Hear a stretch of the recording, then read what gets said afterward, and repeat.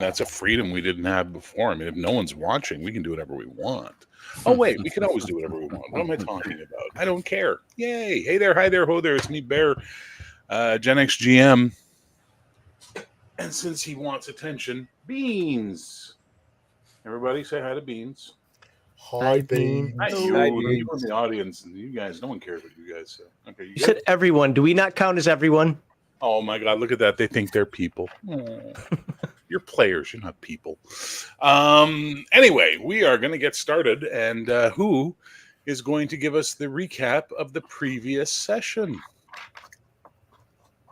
I walked into a keep, got yelled at for walking into a keep, pouted, session over. Who's going to give us a real breakdown of the last session that isn't sarcastic and going to result in character death? I mean, punishment. I mean, death. I mean, you're dead. Make a new character. Anyway, no, go ahead. Who's got something for me? Devere, Laurelin.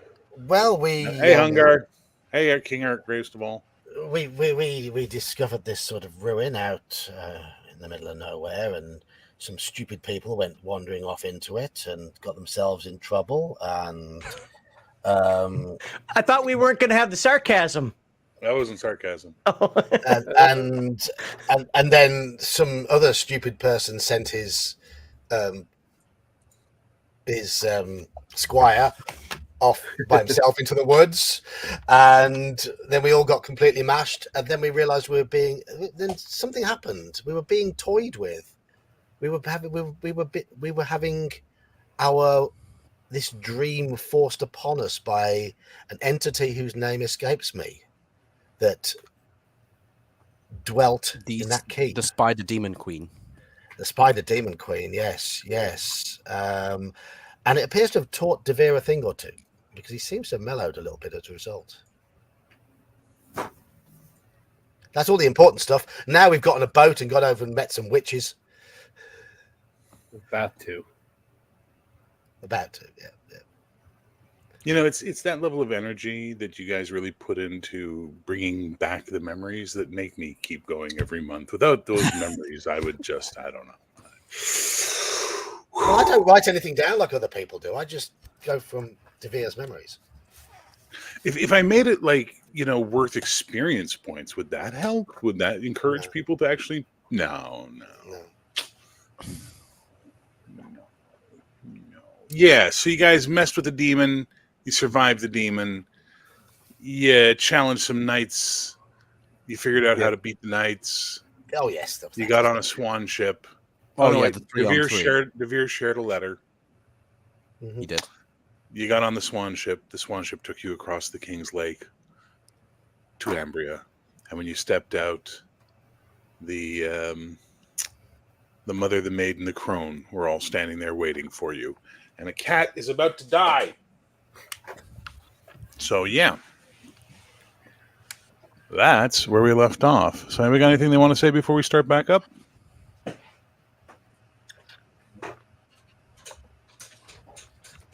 I thought my summary was all right. I'm sorry, say again, please. It's okay. I'm just chuntering to myself. I thought my summary was all right. Yeah, it was all right. It was passable. It was pedestrian. Yes, it was. Yes, it was acceptable. It was Devere.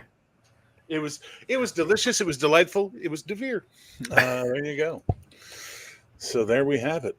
So Cody, hurry up with your facial hair. You look almost normal again. Yeah, man. I'm beating you on the beard race, Cody. What's going on, man? Well, I'm about to shave again, so.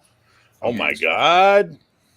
Yeah, I'm going to stay shaving for a while longer. Well, I'm not going to join you in solidarity because mine was an accident. You're now making a choice. There is no solidarity on choices, only trade agreements. Oh, are you and Cody having a beard race? Is that what's going on? Yeah, yes. That's exactly what two grown men in their middle age are doing. We're having a beard race. Well, you both lose to me. Well, yes, but we can't beat that South Asian blood. I used to work, no jokes, before we started, I used to work with an Italian guy when I was a bartender. He was a waiter. He would come in the start of his shift, cleanly shaven, And then halfway through his shift, have to go to the bathroom and with an eraser because you'd see the 5 o'clock shadow growing as the day went on. It was insane how fast this guy's facial hair grew. Insane. Wow. And we were working in like high class place. So the manager would give him shit halfway through his shift. Why are you unshaved? He's like, I shaved before he came. So he's like, got an electric razor and he had to tidy up halfway through the day. Cody could wear a fake Gandalf beard. No, he could do like Cliff Clavin did in that episode of Cheers where they had the beard growing contest and he just glued a beard to his face. So when they pulled on it, it was real, you know. Anywho, so yeah, there we were. We were at... No, thank you, Neosarian, for being a member for 7 months. Remember, guys, your super chats in my channel only will give them rerolls or things like that, or you can introduce plot elements for higher amounts and things like that. So, you know, don't forget. But in the meantime, you have been standing in this swan ship that is pulled up to the dock. As I said, the maid, the mother, and the crone are waiting for you right there. And, that's from John's channel. I don't care. Whatever. I'm not a member of my channel. Jeez, John. And I'd like to thank everybody who's viewing from Malachi's the chats are all channel. linked, aren't they? Yes. Yes.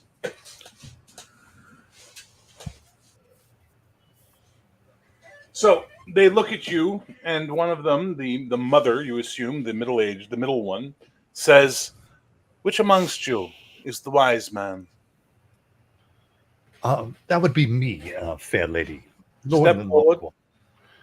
Oh, yes. I kind of make my way through to the front of the ship. Long has been your journey. Perilous.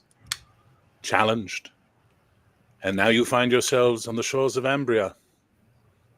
What can the sisters do for you? Well, that is a good question. You see, I'm not quite sure. I was just told to come here by destiny, fate. Maybe it was you ladies who told me to come here. I was hoping you would have some answers for us.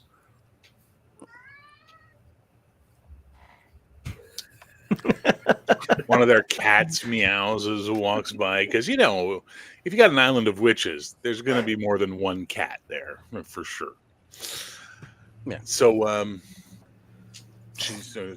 then the woman who you rescued from the village of the crazy ladies steps up and she's like, sister, you have returned. You may go inside and be welcome.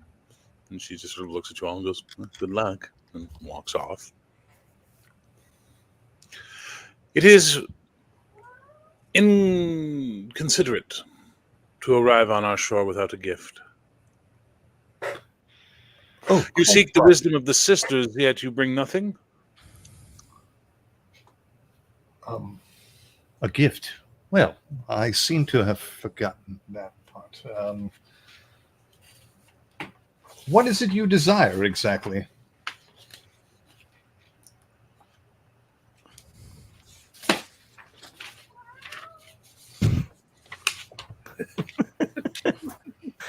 What do you want?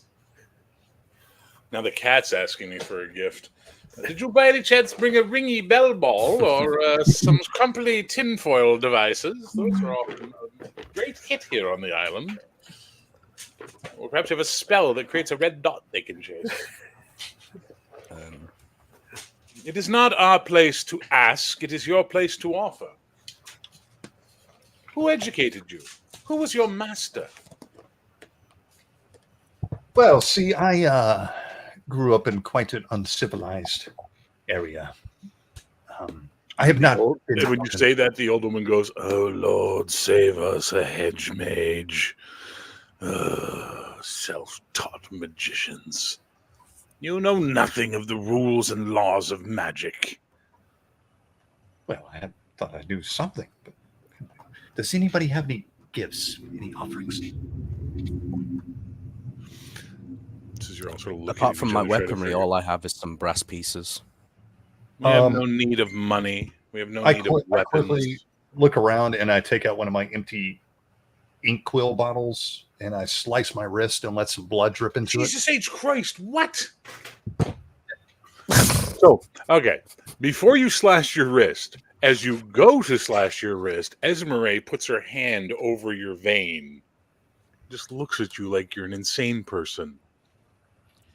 You know, I am the Sirius, right? I see things.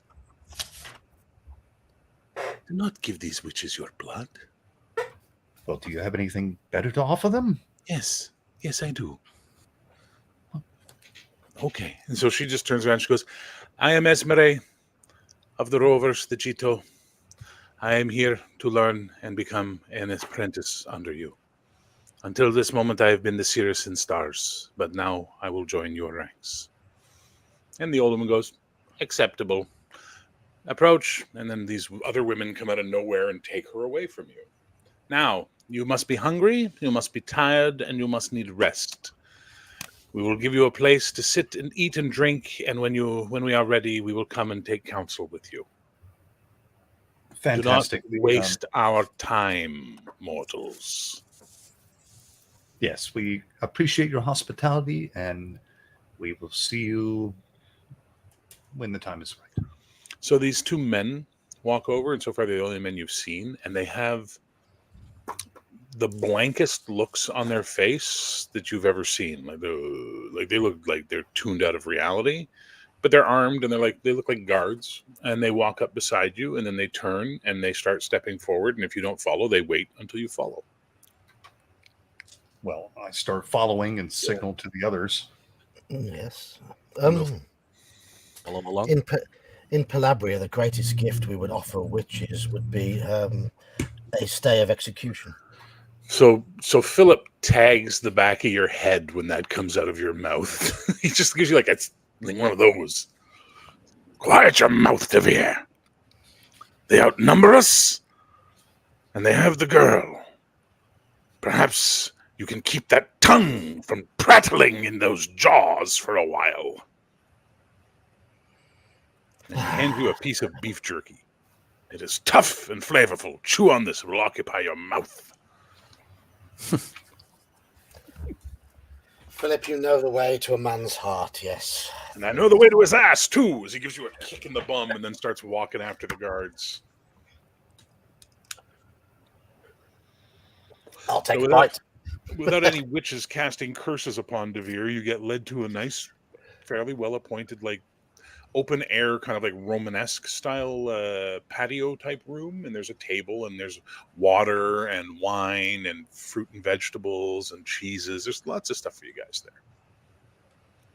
Well, I take a seat and I start nibbling nervously on some of the snacks. Philip starts voraciously stuffing food in his mouth and drinking wine quickly and going, no, we cannot waste our time. These are powerful women. We must make sure that we speak clearly. Wise man. Is there no order by which people are served food? Surely Navri should be the first to... Devere, for the love of gods and mightiness, shut your face. You're not in Palladium anymore, and this is not a place of high custom. This is an island of sorceresses. And if you don't want to end up a toad, mind your manners. Now then, Laurelin, I would suggest we determine as a group what we need to know, what questions we have, so that when they do come to talk to us, we do not waste their time. These witches are known to be impatient and petty. Well, that would be prudent. I would say the first thing we probably need to ask is where we need to go next. My visions have led us here. But other than that, I'm not quite sure what we're doing. Mind some specific information regarding our roles in this so-called prophecy that we are following. That would be wise as well. And to be honest, I could do with some binding of wounds as well. I appear to be in not the best of physical states. And drink the wine. It has a curative quality to it, I'm discovering. Then I shall. I'll take a glass of wine. Bottoms up, Philip. You drink it? Yes. So what are you missing, SDC or HP? Both. Both? You get back 8 HP and 8 SDC. Oh, excellent. Excellent. All right, we need to know why we're here, where we're going, and who we are. Is that what we're saying, Lorlan and Devere? That Basically, sounds yes. pretty accurate. You Yes. agree with that?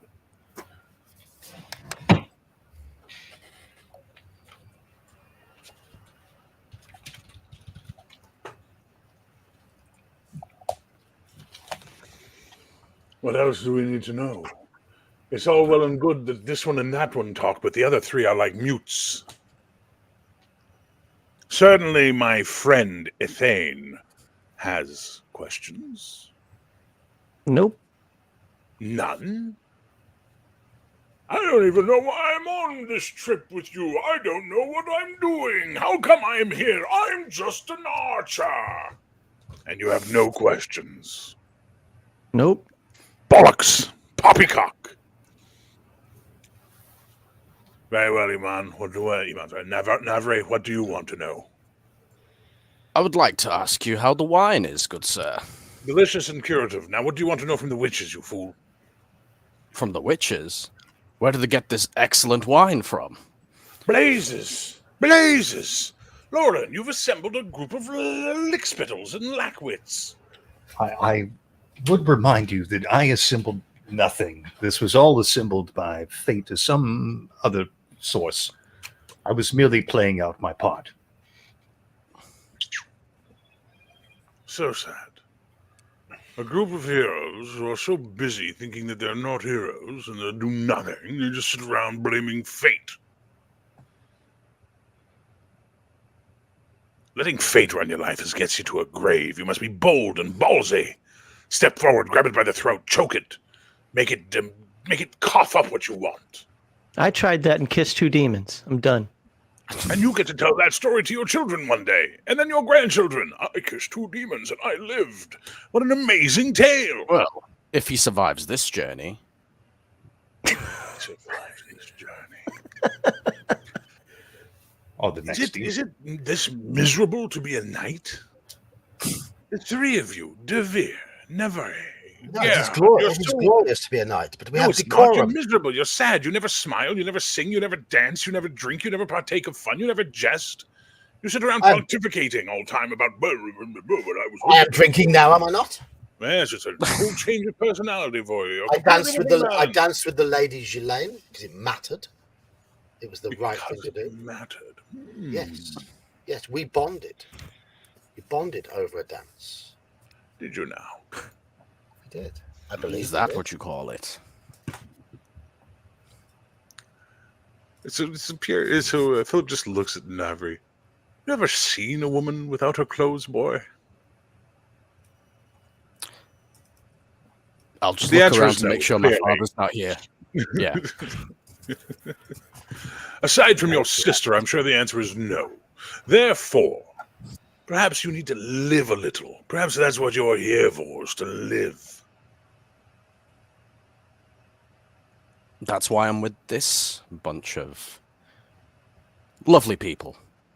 Yeah, I'm part of this bunch, by the way, in case you forgot. One of you. I'm just the one who does things and causes problems. You're not wrong there. No, that's my job. No. Your job is to question everything and wonder why you're here and act like you should be somewhere else. Meanwhile, the knight's job is to be up each other's asses and complaining and bickering and taking shots at each other. Lawrence appears to be just wandering randomly waiting for signs, and Gerhard, well, blessings upon him, I have no idea what he does because he never well speaks. We're on an island of witches, men. And Does it not terrify you? No, it makes me stiff like a ram. It has the opposite effect on me. That's because you are up your own ass. Have you know that is physically impossible. But Dead, yet you prove it daily. It's amazing. You are truly a miracle, Devere. What is your first name? What do we call you? Your mother doesn't refer to you as Devere, I'm sure. you can call me Mr. DeVere. I don't wish Sir- to call you Sir Mr. Devere. Devere. I wish to call you by your name. Okay, Gerard DeVere. Jerry. All right then, No. Jerry. Gerard. Gerard. Not Jerry. I will not respond to Jerry. That's all right. We can go back to Sir Rusty if you like. I'll give Sir Devere a playful bump on the shoulder and say, "All right, Jerry." I'm doing my best, Hungar. I'm channeling your chaos, man. I'm doing my best. I'll have you remember, young Navri, it was you who showed cowardice.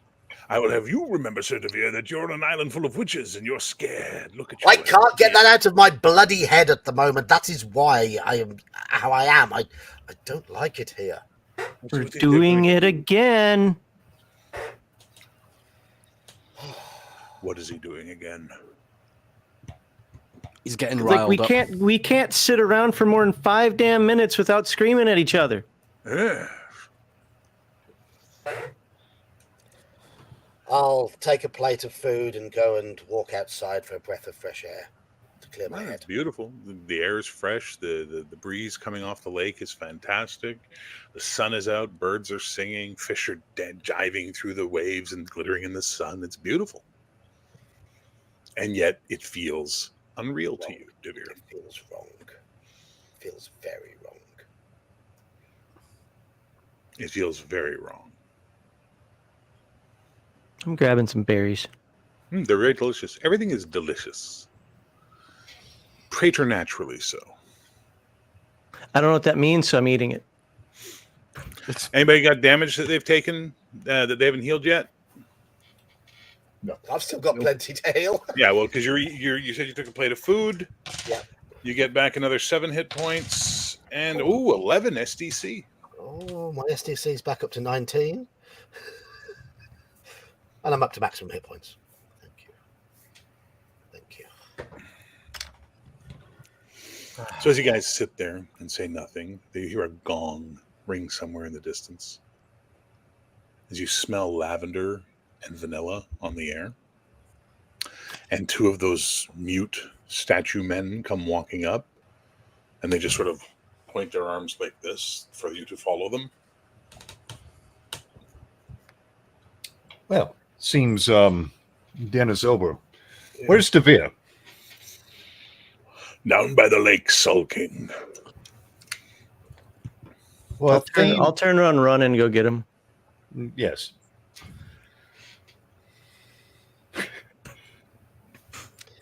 You find me staring out to the lake, just watching the nature. Hey, Sir Devere. Thane. We have to go. The statue men are pointing in a direction. We got to go. Do we? Very well. Very well. And I'll turn and follow you.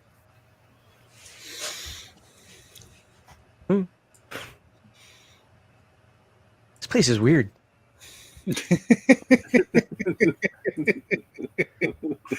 I've been playing heroic so much I almost gave you karma for that. I was plus 25. That was funny. It was like, oh shit, we're not playing that game. This place is more than weird. This place is more than weird. So I guess you've noticed. in the meantime, Navri will also grab a plate of food and a glass of wine, seeing as everyone else is chilling out a little bit. So even though, does Navri need to heal any hit points? Just some SDC. Hit points are okay. You get back 9 SDC. Nice. You guys notice that Perrin is sitting with the Beastmen, and they're staying at the dock.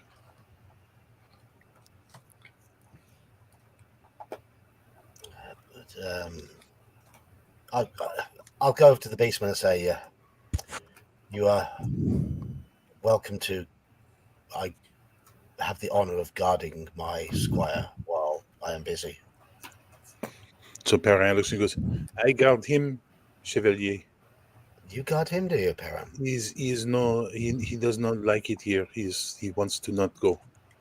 So I said I will sit with him and keep him company. Then he's wise. He's wiser than the rest of us. I'm tempted to join you, but it seems I must go. We will be here. Do not worry. Chevalier, I will do what you do, and I will protect this man. You are a brave, brave man, Perrin. At least you will be in a few years' time. Right now, you are a brave boy. Who's breathing in their mic? Please be careful. One of you is breathing Sorry. really heavily into the mic. Might It's be me. okay. Merci, Chevalier. But I only live to exemplify your way. That makes me feel better. I will smile at Perrin and then smile at the Beastman. And then head off to our meeting of sorts. Okay. So you rejoin with the others, the statues that move, and they lead you guys into what you're assuming must be the Grand Hall. And sitting on the Grand Hall of the throne, essentially, is... Okay, let me break it down. Laurelin, she radiates magic as well as beauty and grace, but you can tell the beauty she radiates is magic. It's a glamour. Devere, she radiates corruption to you. She radiates, you just feel like she is a wicked woman, would be the way to describe it. Ethane, she's the most beautiful woman you've ever seen. Plain and simple. Navri, in the Zahiric faith, there is the talk of the whore. And the whore is one of the forebringers that brings about Gehenna, the destruction of the world and the end of all, and allows the adversary to take control of the world. The defeat of God Almighty, essentially. And you, for every ounce of your being, believe that this woman is the whore. This is what the whore must be, because she radiates that primal, animalistic, corruptive, sexual energy. And you can feel it pulling and tugging at you. Gerhard, there is one thing that you, Estradi, do believe is in the humility of men and women. No flashiness, no exposing of flesh. You know, the women, they wear those medieval head wraps and all that kind of stuff. Like the women are very chaste and the men are very proper. They don't brag. They don't ornate their armor. They don't do any of those things. It's all about being humble and humilitude in front of the, you serve God. You are nothing. God is all. And this woman is the exact antithesis of everything you've been raised to believe. She is like, for whatever choice Gerhard is making about his relationship with his order versus his relationship with God, you were raised to believe this is the type of evil only women can bring into the world. So that's what you're all seeing there. Philip, on the other hand, sort of elbows Laurel and goes, she's fucking hot, eh? That's what he does, because, he's Philip. Fair ladies, thank you for the hospitality and the food and being gracious host. And hopefully we don't waste your time. But we do have a few questions for you. We welcome you to Ambria. We hope that what we have provided for you makes you comfortable. We don't entertain guests often. We are knowing that you are on the Pendrick cycle. You are the wise man. Beside you stands the Knight Commander, the fallen Templar, the one between worlds. Then she looks at Philip, the trickster. You've never heard of a trickster before, Laurelin, in a Pendrick cycle. That's a new one for you. And then she looks at Ethane and she says, greetings, your lord. We are pleased that you are with us. I blush more than that pasta, just kind of stupid giggle. Now, Beware, ask your beware. questions Do not trust their charms. Do not trust their charms, Ethane. Shut up! I'm looking. Ask your questions, and we will answer them honestly. Well, to be honest with you, my ladies, my first question would be, what exactly do we need to do to complete this cycle? Where do we need to go next? That is the only question you have. That is just but one. Surely we can ask more than one. Our sister in Brooker, the Witch Queen, has in her possession the crown of the High King. That, his sword, and his armor must be retrieved. We know only the location of the crown. The sword and armor are not known to us, though we are uncertain if they even remain still on Albana. Well, that is most helpful and appreciated. And that kind of answers my second question. Does anyone else have any questions for the fair ladies? Fair ladies? You see, There's fair a lot of them ladies? here, and there's a lot of them that are pretty and don't feel magically pretty. They're just regular pretty. We don't appear to be addressing the fair ones. Sir Gerard de Vere, son of, and she says your father's name and your mother's name. You are both a credit and a hindrance to your title and your people. If it was not for the Palladiums, none of this would be. If it was not for the repeated times that your crown has desired the High King's throne and failed, plunging this island into darkness every time, you would not be here. Things to think about. That is the gift we give you. Will you continue the trend of Palabria, or will you break the chain and forge a new future? We cannot see. But we thank you for the deliverance of the Seeress of Stars. For now she will be eyes, and she will provide us knowledge of the future that we require to survive this, the final cycle. I worry how you will put this knowledge into action. We always serve Albana.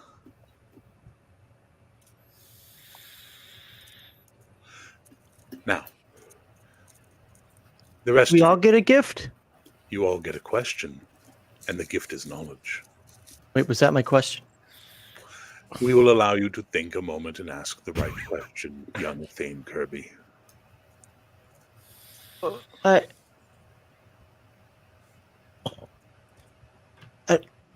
Come back to me. Navri Ishmatar, the one who walks between worlds, a knight of both Zahiric faith and the Pendric Reformation, a half-blood, Beshite, and Albaresh. What is your How do you question? know all this of me? It was written long before you were born.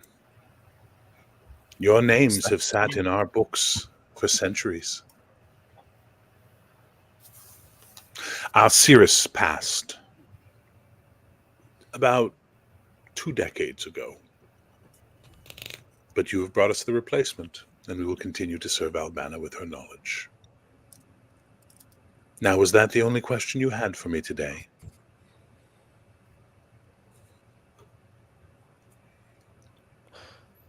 Are there any great dangers along our path, should we continue on this path? There is always danger on the cycle. While you pursue to revive the High King, your opposites pursue to stop you.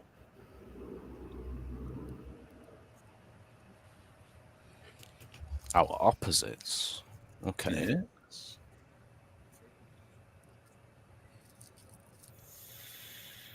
There is a necromancer somewhere on this island, in his tower of bone and blood, assembling his own wise man, Knight Commander, Fallen Templar, et al., to stop you. Evil doppelgangers. Opposites. Good and evil are difficult concepts. Well, good is when you do good things. Evil's when you're a jerk. From your perspective, young Thane. But Yeah. wisdom would tell you that those without your perspective might see some of the things you do as evil, and you would see some of the things they see good as evil. And you will need this knowledge, Lord. You will need wisdom. Do not twist Ethane's words so you know they come from his heart. You know they come from a place of purity and honesty.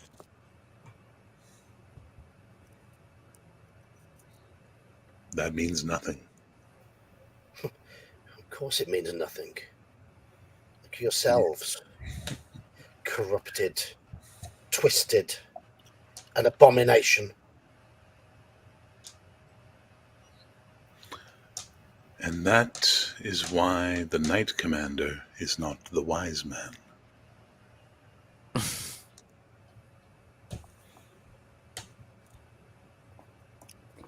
Fallen Templar Gerhard Bocht of the Astradi. Yeah. You have no questions for us? Like De Vere, are you so baked in your religion that you refuse to take gifts and help as it is presented along the way? No. Just trying to understand my place in all this. Me too. I guess Then you ask did that. your question, Bocht.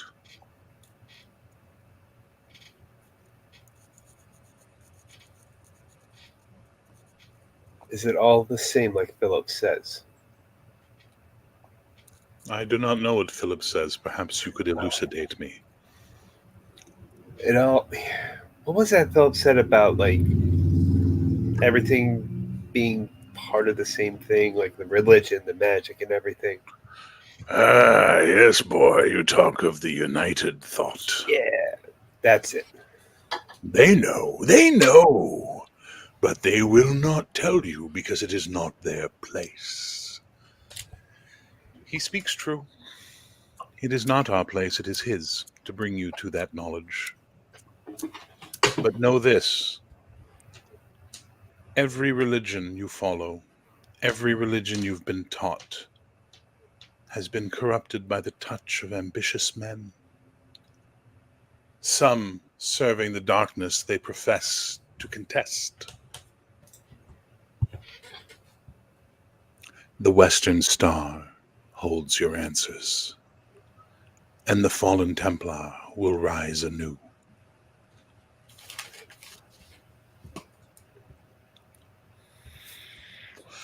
And now, my Lord Kirby, have you a question?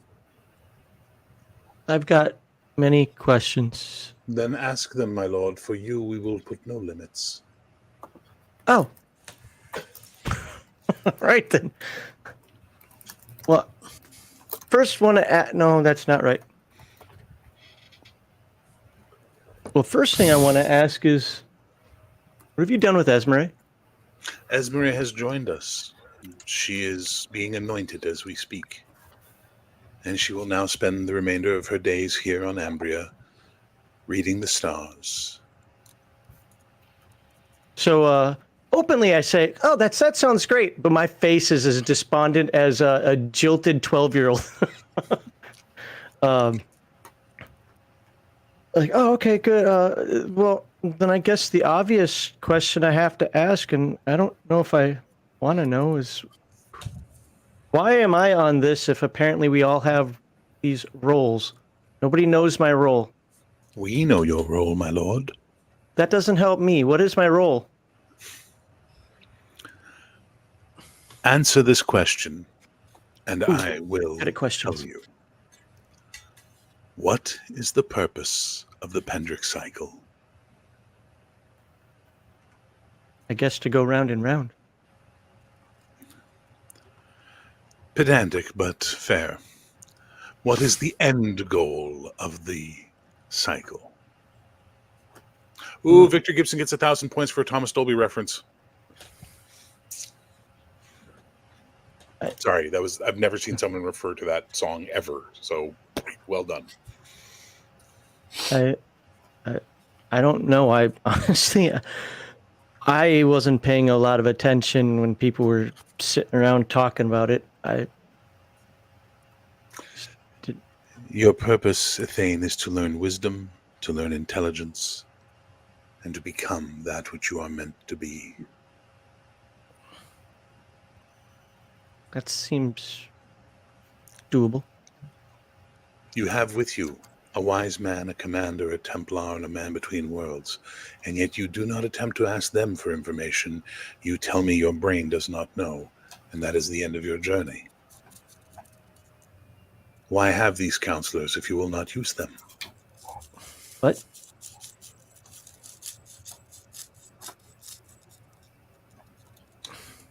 Laurel and Lockland, wise man of the cycle. Do you see what we are telling him?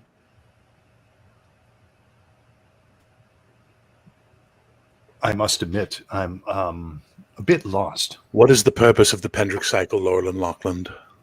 What is the ultimate goal? Well, I would assume it's to reinstate the High King. And what happens when the High King takes his throne here on Earth? We win? Well, I assume there will be peace and prosperity amongst the land. The High Father will bring his throne and the throne of the High King together. And for 1,000 years, God's radiance will shine across the land and all evil will be banished. So you are saying that this peasant boy is the Messiah? No. The true king? Ah. The Knight Commander sees that which the wise man does not. You, Athane Kirby, are the blood of the High King. You. Your ancestry is a skein. You are Albana. But you are not yet a High King. You are what you are currently, which is a peasant. You must ascend. You must learn. And you must be worthy of the throne. For dare you sit on it and not be worthy, Typhit wins. That sounds like way too much work.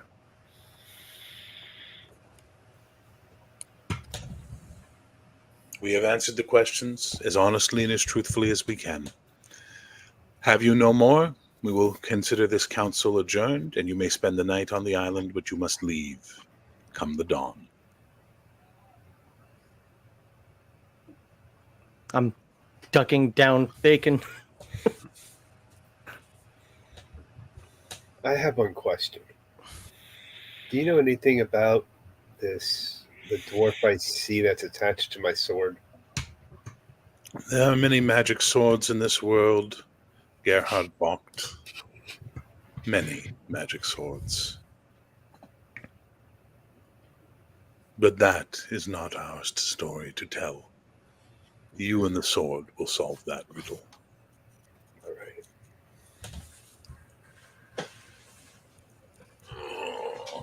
Now, if you'll excuse us, it is Sir Lumpykin's time to be fed. We will go. Can you take my cat with you? You can't see her, but she's right there annoying the piss out of me. This one was headbutting my knee. When they usher us out, I am not going to take my eyes off of the hot chick in the center. I don't see a hot chick. I don't get what As you stare at her, Pretty much, yeah. you have this thing where suddenly you can hear her in your mind. Turn from this Turn now, for if you are not ready, you will destroy the world, Thane Kirby.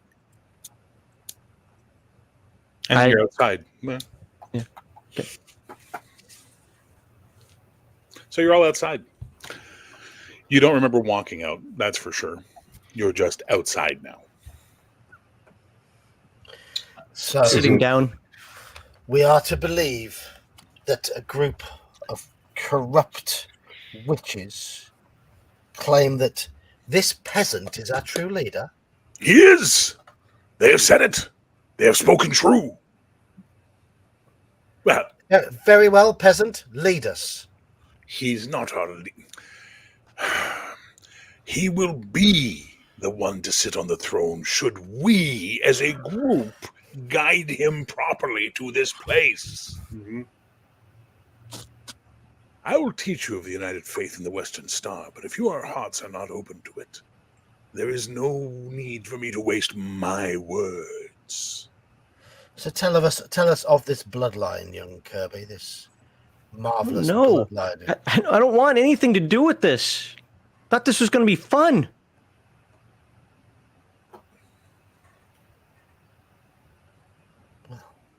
You want to become a king? I'm ready to just go through beastmen and crucifix priests and weird people that want to have sex with Lurlin just to get back home. You all know what happened to the High King and his sons, yes? We have a festival every year at the Three Sisters to honor it, to maintain the peace of this island, because of the betrayal of the Palladiums. But we won't get into that. We know enough of that. But what you don't know is that there was a daughter. And before Escaine descended and degenerated into civil war and became what it is today, a wild land full of monsters and warlords and tribes and barbarians and beastmen and other things, Kissing demons. the daughter was taken out and brought to Isley, where she was married to the first king of the Kalethi, a farmer, a wise farmer who understood the pragmatic nature of everything. And their son was your great-great-great-great-great-grandfather. And I was all never these told of centuries- this. Because for all these centuries it has been hidden, Thane. Because if your identity were to be learned by the servants of the adversary, you would be hunted every step of every day. You have cousins, aunts, uncles, ancestors who were murdered by them. But they never got the trunk, only the branches. And you, my young lad, are the final acorn to fall from this mighty oak. If you die, the tree dies. And if the tree dies, Albana dies. Because of a tree? Yes, of course. It was a tree. Yes, that's what it was. It sounds like a children's story just to keep me moving forward. I think it's more of a metaphorical family tree.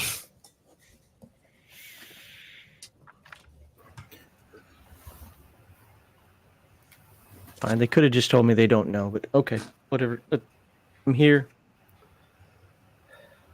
She was cute, though. And this is where I take my leave of you, brothers.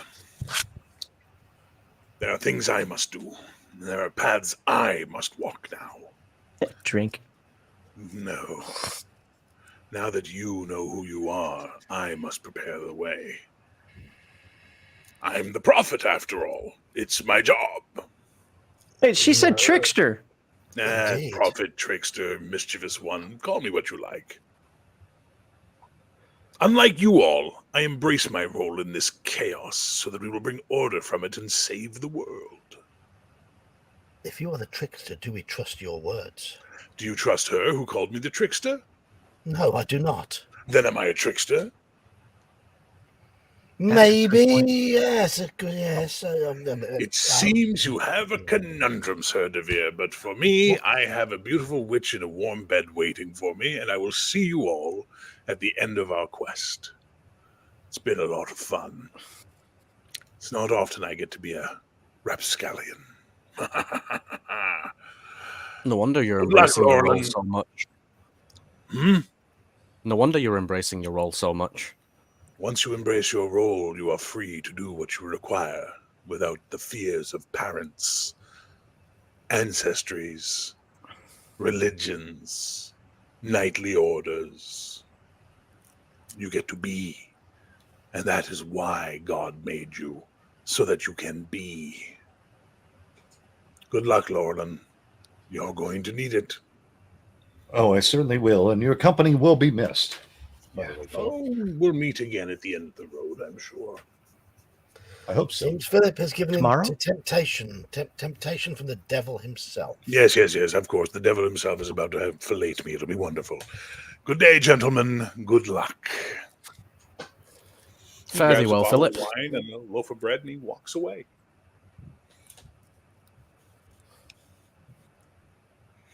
What time of day is it?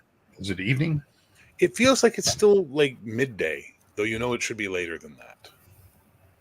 You kind of get, and as you sort of go, is it evening? You suddenly, the sky darkens, the stars come out. It's now suddenly evening. Look, your cat feels bad for you. Suddenly, as in like genuinely suddenly. Like, as in, So I guess I'll look at Laurel and I'll say, that was fast. Yes. Well, if you have learned nothing yet, that nothing is what it seems here, young Navri.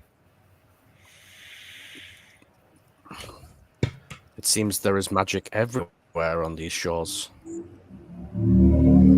Yes, Why this would you whole leave island. them as soon as possible? And we will in the morning. Whenever morning is.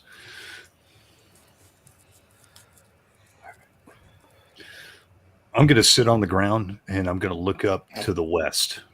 mm-hmm. Well, the western star is always the first star of evening. It is the brightest star in the night sky, and it sits in the west. It is a navigational point for many. It is the western star. Whenever it's depicted, it's always depicted with 8 points. So this land of Bruca, do I know anything about it? Is it to the west? Bruca is, I believe, give me a second. That's a good question. I think it is to the west. I just got to look at my map. Yeah, Bruca sits to the west. So here, this is general knowledge for you guys for sure, as people of Albana. So you are currently here, right here on this island. This is where you are right now, the island of Ambria. You started over here and have made your way up into this area and then across to the lake. Bruca sits here in the mountains. Bruca is a dark place, ruled by a witch queen from her city of night. The legends and tales talk of her breeding beastmen and demons together. She serves the adversary. She's the wife of the adversary. She's the daughter of the adversary. She seeks to usurp the adversary and become the queen of night. Tons of legends. The only people who really know anything about her or deal with her on a regular basis are those in Ire, which is the country, the kingdom below her. And they basically, fight her forces often.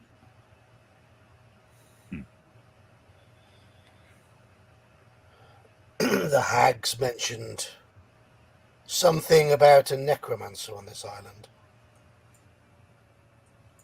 Are we all together, or do people go their separate ways? So far, everybody's still together, from what I understand. Hey, Sir Devere, I don't want to lug this around. Can you?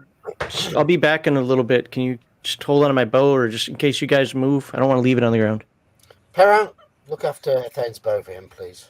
It's probably bigger than him, but okay. It's a fucking Welsh bow. It's like 6 feet tall. Where are you going? I'm heading. I'm walking around, just minding my own business. I'm actually looking to see if I can find any hint of Esmery. Okay. Well, we'll see what that works out. But meanwhile, they're talking, so let's get back to their conversation. But noted. Laurelin, you know anything of necromancy? You being a man of magic? I am a man of magic indeed, but not black magic. That is not my forte, nor do I dabble in it. Though I know, all I know about it is legends and rumors. I've never met a true necromancer. Should we do the right thing and deal with this individual if we can? I think sooner or later we'll have to deal with him, whether we like it or not. Because especially if he's assembling our opposites in the same roles. Yes, Nabri speaks true. It seems that he will come find us. Maybe I concur. Yeah. But it seems Bruca is our next destination, and I've heard foul rumors of this place. Now, the question is, should we seek allies before we venture into Bruca, maybe some further information, or should we venture there alone? Can we trust anybody around here? Can we trust do you believe what you've just been told? Most of it. I believe we'll attract less attention if there is less of us. But maybe backup would be wise. I mean, we know not the strength of the foe we're up against. Well, we don't even know if she is a foe. After all, the rumors and legends might just be that. Perhaps. Sir De Vere, when you were looking at this woman, did you also get this sense that she was full of corruption and evil? Absolutely. Absolutely. I cannot understand why others were so enamored by her. She was a hag. She was the worst. I would go as far as to call her even worse. Your eyes deceive you. She only appears as you want her to appear. It's all in the eye of the beholder, Sir De Vere. Glamours have that effect. I saw nothing but evil and death in her. Because that's what you perceive from her.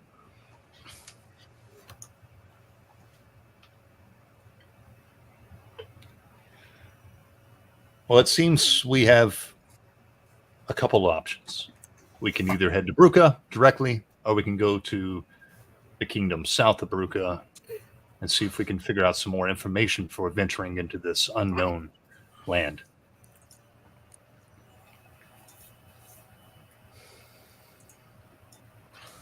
Shall we see what the one-day king prefers? I do not... I mean, are you referring to Lord Kirby? Yeah, well, I mean, he needs to have some practice in decision-making, does he not? We don't have to do as he says, but let's put him on the spot. See if he comes up with something remotely sensible. Well, where's he gone off to anyway? Meanwhile, what a perfect cut point. Thank you, young man. You're walking around. It's getting darker. Night is starting to fall. And then Esmery is walking beside you. Like she just stepped out of a path and she's suddenly walking beside you. Oh, hey, you're okay. Of course. Why would that not be okay? Everything This here is my destiny. So you want to stay? Want has nothing to do with destiny. I am obligated. Well, Okay. Why are you sad, Etaine? Why does this make you sad that I'm fulfilling my destiny? Why? I hear that word used a lot when people are forced to do things they don't actually want to do. I am not being forced to do anything. It is my purpose for coming on this journey. Your goal was to get me here, and now I am here. It wasn't. Oh, okay. Yep. All right. Well, if I want to show you something. Come. but I gotta get back. Okay. Hey, we'll wait. And she takes your hand and she leads you down a path through some woods and trees and what have you, and brings you into this beautiful glade. And as you step into the glade, the clouds pass over the moon and it just fills with moonlight. And it's probably the most serenely beautiful place you've ever seen in your life. And you're just sort of like, ooh, it's nice. And you hear a rustling beside you. And when you turn and look, she has removed all of her clothing. Wait. What? Ethane is straight up like he doesn't know what the hell to do. She clearly knows what to do and just begins undressing him. And unless he plans to run away, we will say fade to black. Hold on. I am going to roll for this one because this is a tough one for in my thoughts on Ethane. And I got a 1. I am staying, baby. Fade to black, and we will fade to black on that. The rest of you are provided rooms for the night if you want them. Otherwise, you're more than welcome to sleep outside under the moon if that's what you want to do. I will take a room. Well, I'll take the room if they're being so kind to provide it. A beautiful feather bed. It's nice. It's cool. It's a good night for sleeping. It's really good. Anybody not taking advantage of the room? Apparently. Devere. Yeah. So Bakht and Navri. Woo! 5 rerolls for the player, +1 for the Beastman. Thank you, Law Dog. That's very kind of you, sir. Appreciate that. Woohoo! Thank you, Law Dog. Legend Law Dog. Seriously. Fucking legend. So the rooms are beautiful. They're nice. And 5 memberships just gifted by Law Dog. Let me see who got those. Give me a quick second. I want to take a look and see what I shall see. YouTube, you're slow. But Wait, just to clarify, is that 5 in the player pot or is that 1 per player? One per player plus Beastman. 1 per player. 5 rerolls for the players +1 for the Beastman. So you each get 1. Cool, just checking. Thank you. Is what it looks like. Or you can put them in a pot and just have them there as a bunch of rerolls. I don't know. Not getting anything. You need to go your away. gifts to do with what you as you please. So Todd Clark, Troll King 99, the Esoteric Order of Nerdity, Longshot, Mar Hockman, and I've all been gifted memberships by Law Dog. Thank you kindly, sir. It's very, very generous of you. Appreciate it immensely. Then thank you for waiting for a natural pause. So, where's Devere going to sleep? Out under the stars, on the edge of the lake. So as you sort of sit down to sleep, you glance over at the dock and you see that the Beastman, basically, Perrin is sitting in the Beastman, like into him, like, you know, like that. And the Beastman's just put his arms around him and the little boy's clearly gone to sleep, warm and safe. You, on the other hand, it's a nice night. Are you sleeping in your armor too? No, I will take off my armor. I'll do it myself, seeing as Perrin is comfortable. Has the Beastman? I mean, if the Beastman sees me, I will nod, and He gives you a little like that. You know, yeah, I acknowledge you. I'm still not getting off this dock, but I acknowledge you. Yeah. You know. and And then, I'll take my armor off and just lay down under the stars. put your cloak down and lay on your cloak, right? Yeah. Okay. Yeah. So eventually you'll just drift off to sleep. You dream of battles. You dream of war. And at first, you dream of the battle of the 3 sisters and the death of the High King and his sons. Then you dream of Vortigern's rebellion, and you find yourself amongst his troops in a land on the continent, fighting against the Regency and against the continent. And then you find yourself in a battle you don't know, and you're older. And you and Navri are side by side, fighting hordes of black knights with red eyes and ichor leaking through their armor. And you wake up, and it's dawn. Laurelin, what do you do for the night? I'm sitting down on the ground, leaning up against the keep or castle or whatnot, Sure. looking off to the west, and I'm actively trying to have like a vision or something. So you're peeling back the eye? Yeah, I'll do that. Yeah. Okay. You see everything for what it is in this gray, stormy light that you see things in. The island has color, but the trees are not as beautiful. The building is in disrepair. The dock is broken. The boat is a raft. Things like that. It's not, the glamours are removed for you at this point in time. You see it for what it really is. And as you stare to the west, you see the western star twinkling, and its 8 points getting brighter and brighter, as if it's calling to you, and as if it's imploring you to come westward. And then you see in the mountains the fires of Bruca, a city built within the caldera of an ancient volcano, but it looks like there's magma and lava and industry and activity and an army being built. And as you sort of realize you're staring at all that, suddenly and it's dawn, and you've spent the whole night experiencing this vision. Okay, everybody calm down about fucking Ethane's dick, please. Dear God. Sorry. Bakht and Navri, you sleep like babies. Probably the best sleep you've had in ages. Certainly the best sleep you've had since you've started this crazy quest. You feel refreshed in the morning. You feel good. If you have any wounds left over, they've healed. You feel fantastic, and you dreamt of things that made you happy and felt good. But eventually dawn comes for everybody, and you hear the gong, and wherever you are, the men that are statues come and beckon you back to the place where you first went, where there was a table. And when you get there, there is a table full of food for you, tea, wine, what have you, all set out. How do I wake up? Yes, you, on the other hand, wake up warm, pleased, happy. She is dressing and basically is, smiling at you. But before she goes, it's hard to do this as a thing. Thank you. I mean, not for this, but thank you for. She just puts her hand on your mouth. You will be the king of Albana. And then she puts her hand on her stomach. And he will be the king of the world. Wait, what? Wait, what? And then she kisses you and she leaves. There's Philip now.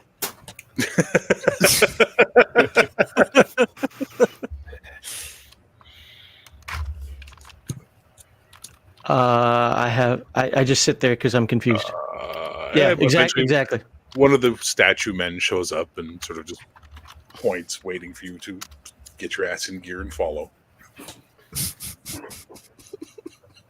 Okay. I'll probably forget to put my shirt on and put it on backward or something. And and that's how I met your mother. Exactly. But they never got the birds and bees talk of how everything works. No, if you remember, Ethane got a little boogie woogie at the. Yeah, he was capable before he just blurted out stuff. This is a different attitude with him. So you join the others for breakfast with your backwards tunic, and Ethane has this look about him that is like the weirdest thing you've ever seen, Laurelin. He looks content and happy and confused as fuck. And he just seems to like waffle as his thoughts are going through his head between happy, what the fuck, happy, what the fuck. Like, it's really interesting to watch him. He's currently, you can tell, wrestling with something in his mind. Yeah, but I'm there surprised. you all are with food. Go ahead. I would think it's prudent for us to go to the border south of Bruca and see what we're getting into.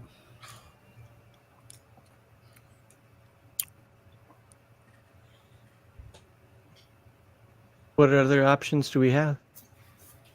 Well, we could go straight into the lion's den. Probably demonic lions.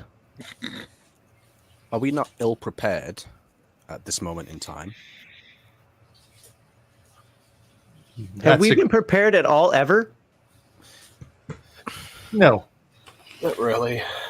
I suppose not, but we have just learned of these foes, and we don't know anything about them other than that That's they why I'm exist. suggesting go to the kingdom south that Yes. opposes this kingdom and learn some more information about them and what we are getting into.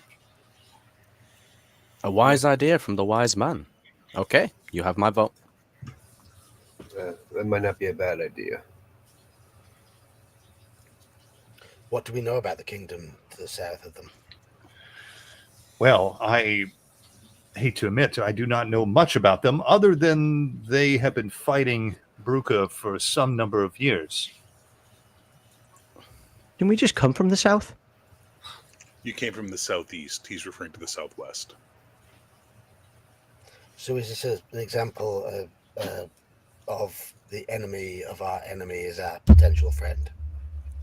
Potentially. Anybody educated amongst a lot of you? Oh, God. I mean, I'm educated in My IQ is 10. No, I mean, smart. any of you have lore Albana or anything Yeah. like that? Okay. Okay. Steeped in ancient traditions and the old ways, Air is a forest-covered hilly terrain that often experiences strong mists and fog. The central large forest is known as the Misty Woods, from which the Mistweir River spills. Ifrani and Albaresh mix perfectly here to create an incredibly unique culture where legends of Fae inhabiting these lands abound. Most make their living as foresters, miners, and along the coast as fishermen. The King of Ire is a good if somewhat lenient man. The law is maintained by mayors who control the 4 cantons of Ire. The flag of Ire bears a unicorn just to indulge the magical fantasy of the Irish. The Irish, as a mix of Aglish and Kalish, with strong Afani tribe spread around the wilds. Ospley, one of the 4 cantons of Ire, has all but fallen to the beast folk invaders out of the mountains of Brooklyn to the north. That's what you know. Okay. Do you tell What us say this? you, Sir DeVere? Hmm? What say you, sir? Well, Does this sound like a sound plan to you? if the Irish seem to be are as is stated, then they could be excellent allies. And if not, I think we lose nothing. It makes sense. Exactly my thoughts. Well, I say after we finish our breakfast, we see if we can take another one of these boats and head for Aya. I agree. Let us eat our fill and let us get off this accursed island. Oh, I I and agree. I I ate agree. crazy fast. Thane, your shirt's on backwards. Huh? I like it this way.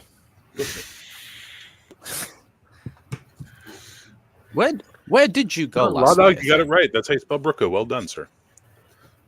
Okay, listen. Will you call them the Irish? All right, just so that we can get rid of all the fighting Irish jokes right now. So instead of calling it ire, we'll call it air. And we'll put the emphasis on the first syllable, and we will call them the Irish, just to remove the jokes that will not end. Okay. Not Where really did you go last something. night, Thane? You just sort of wandered off. I had to think.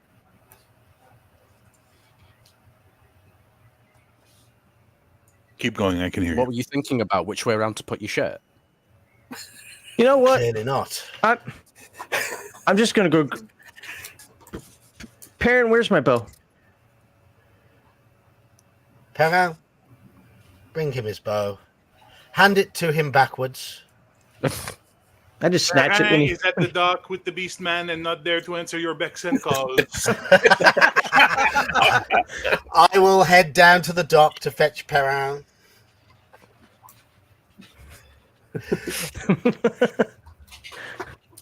No matter what, I'm storming out, not like angrily, just like I gotta go. And I'm gonna grab my bow and while waiting for people to show up and figure out what we're doing, I'm just gonna practice a few shots.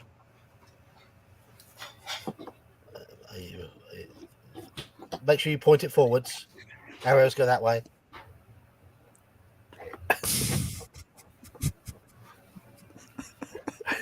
Hey, how about Sir Devere? Can you stand next to that tree? Here's an apple. No. I love how every time I put you guys at a table, you pontificate for 15 minutes. I put you at a table, I go to throw a cup of coffee out, and you guys are like, I need the GM now. Fucking jerks. Perrin is not leaving. He's staying with the Beastman. Well, if I know where he is or if Sir Devere is leading, I'm just going to go there. Ultimately, my goal is to get the bow. That's it. Just so I'm back to, and then then practice a little bit. So you're shooting trees? Yeah. Okay. So while you guys are eating and you're shooting trees, after the third arrow, something slaps you in the back of the head. Ow! And you turn and there's a green woman with hair of leaves standing there. And she's got her hands on her hips defiantly. And she just listens. She goes, that's what that feels like. That's what that feels like when you shoot the wood into the tree like that with the metal on the tip. You like it? No. She slaps you again. That's Stop two. it. There's a third one. You want the third one? No. Then stop shooting the trees. It's just okay. They live. They breathe. I think you're going a little far with the breathing. She slaps you the third time. Stop it! You stop. Fine, I'll stop. Good. A true king knows wisdom. Learn. And she walks away into the tree. What just happened? So, Devere, Perrin is like not leaving the dock. Is the Beastman coming with us? Nope, the Beastman is not leaving the dock. Do you not want some breakfast, Perrin? I will eat on the boat, and when we leave, I will eat, Chevalier. But you know that this place is so much the place of corruption and evil and witches, and I will not go near it. I will remain innocent. You are older. You are wise. You can see through the illusions. Maybe, Perrin, you are really the wise one here. Or I am scared, and that bothers me that I feel fear because a true knight does not fear. Perrin, I shall stay here with you and wait for the others to arrive. I have already had some breakfast. The Beastman just looks at you and he's like, "Go back, boy, safe." Would you like me to bring you some breakfast? No. Perrin. Nothing here can I eat. What about Perrin? I am good, Chevalier. I have some cheese in my bag that I've been holding on to from the roadhouse. Oh, very well. Very well. Miss Polly gave me nice cheese. Oh, that's good of her. Well, we shall be departing soon anyway. We're heading to Aya, I believe. I'm hoping to sample the local brew when I get there. I believe it is called Guinness.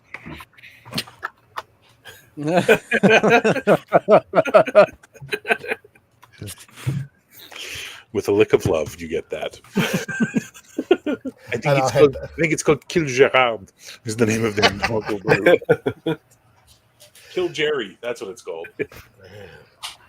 All right, so you guys are back at your table. I'm going to have my cup of coffee, role play, and Ethane, you're either staying out in the field wondering why trees are hitting you or going back. I'll grab my arrows and beeline is whatever that means towards Laurelin. Okay. I'm just sitting at the table, casually eating my breakfast. Can we go? Is your shirt on right? No. You must learn patience, Lord Kirby. I just got slapped by a tree. This place sucks. That's what happens when you shoot at magical trees. See, another lesson learned. I can't swim in the water. I can't walk in a building. I can't shoot a tree. What can I do? Well, you have to know what lakes to swim in and what trees to shoot and what trees not to shoot. Do you have a list? No, you just have to use your perception. It's called wisdom, experience. And you're gaining it. through all these lessons? Very slowly, it seems.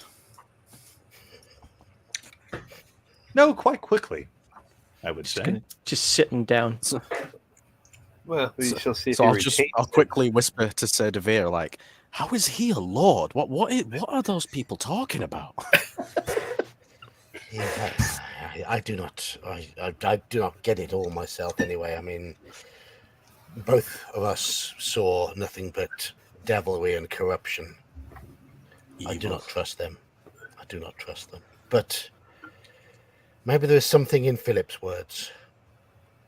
But was Philip corrupted?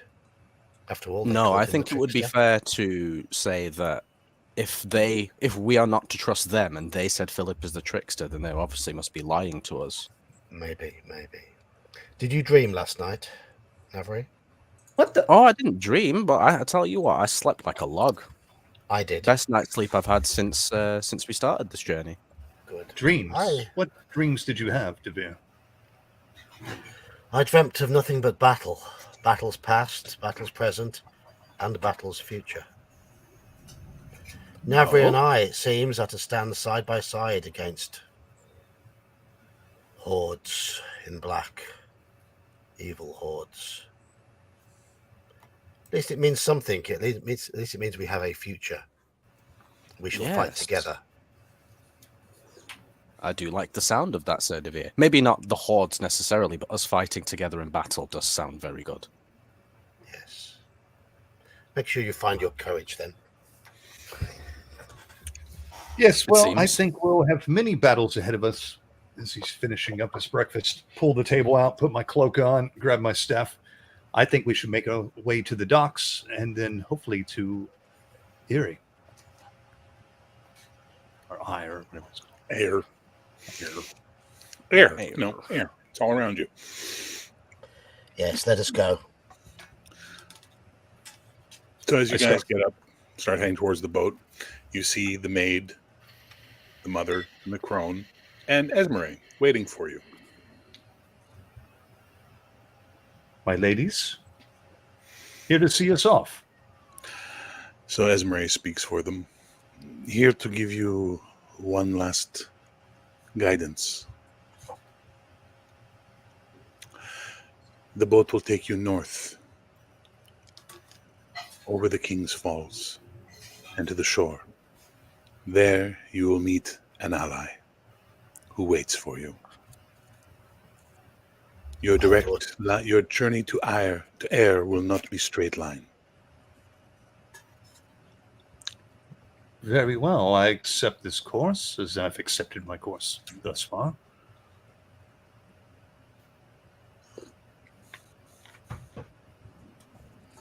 And we appreciate the hospitality.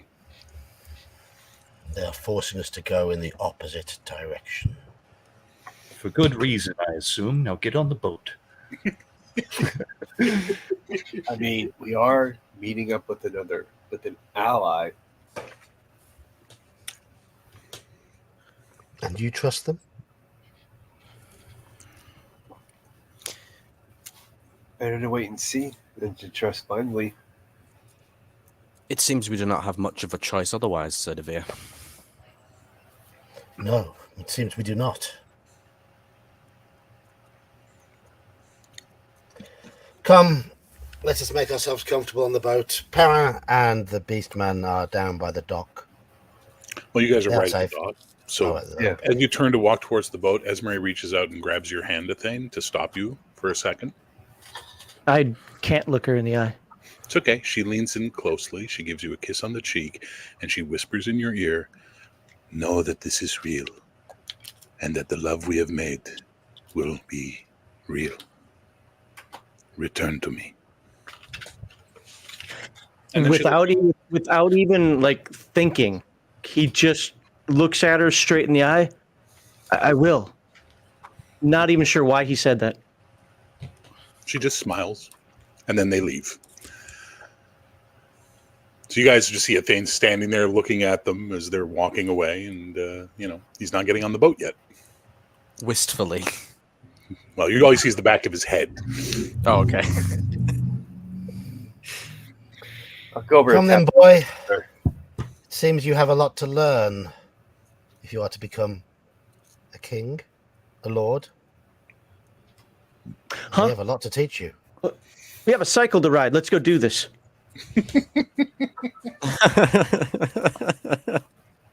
And with that, you guys get onto the swan boat. The beast man is there, as is Perrin. And Perrin looks at you and he goes, Esmerée, she not come with us, Chevalier? No, it seems she has found her. She's found her calling in life. This is to be her life now, I'm afraid, Perrin. I hope she is happy, but I have a sad. Me too. Yes. The boat heads north past the island, taking you up that big lake, the King's Lake. At the far end of the King's Lake are falls. The falls are known as the King's Falls. And what you know about them, Laurelin, is that they basically, twice a day, reverse. And the lake drains, and then a few hours later it comes back and the falls reverse and the water comes up back into the lake, filling the lake. As you are sailing, you realize the water is going down and you're in the lowering of the tide. And when you get to the falls, you're not sure what's happening, but this boat is going straight for the falls that are currently rushing out of the lake, falling, like waterfalls normally do.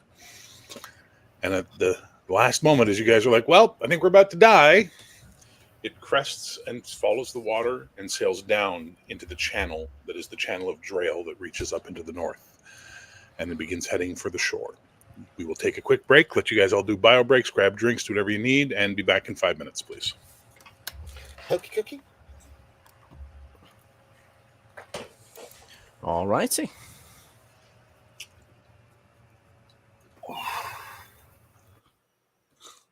Be careful about sleeping like a log. A Fane might shoot you. That's funny. Well, I was going to say sleeping like a baby, but babies don't sleep soundly at all, so... I woke up 3 times crying and I pooped myself. Great sleep. The inside talking with the witches, that was actually the hardest role playing for me because I wanted to do things so differently than how I envisioned Athane doing stuff. And I'm just like, okay, we could find this out. Let's get this. And then, of course, I was reading Law Dog's questions too. I'm like, he's spot on. These are the kind of things I want to know about. I'm like, Thane is he's just like riding a tide, man. I was like, and I hate it. I enjoyed that conflict there, but like I want to know more things. I want to actually ask some real questions. And well, don't know what to tell you there, Bubba. oh, it was fun. I had to keep checking myself. I think that's a good thing. Yeah, you're not John. You're not John. You're not John. You're Athane. But I'll be right back. I'm going to turn on my ceiling fan and get something to drink. No worries.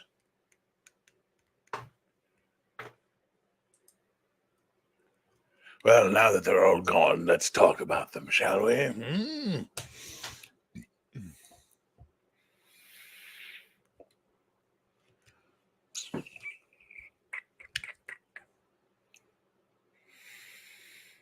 don't know what Jam, Eason, and Butch Mills are, so you guys see if you have a good time, I guess. I don't know. I don't know what you guys are talking about.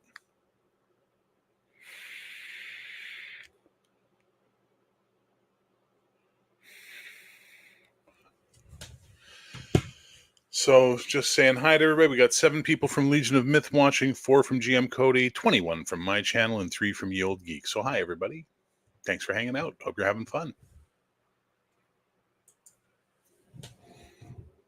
I'm invested in this group. I need to see this to the end. Exactly.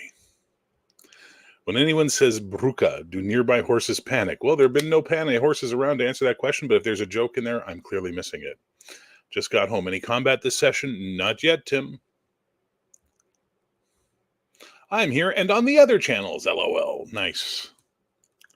Be sure to hit like on everybody's channel, just to offset the crazy that we deal with on a regular basis with our YouTube channels.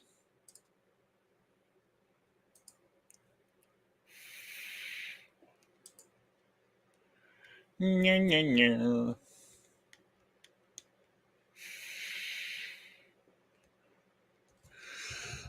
Frau Bulcha. I don't know what that means, but thank you. Frau Bruca is from Young Frankenstein. Oh, Blucha. Blucha. I will tell you the truth. I've never seen Young Frankenstein. I know, the baby Jesus wept. I know. It's a good movie.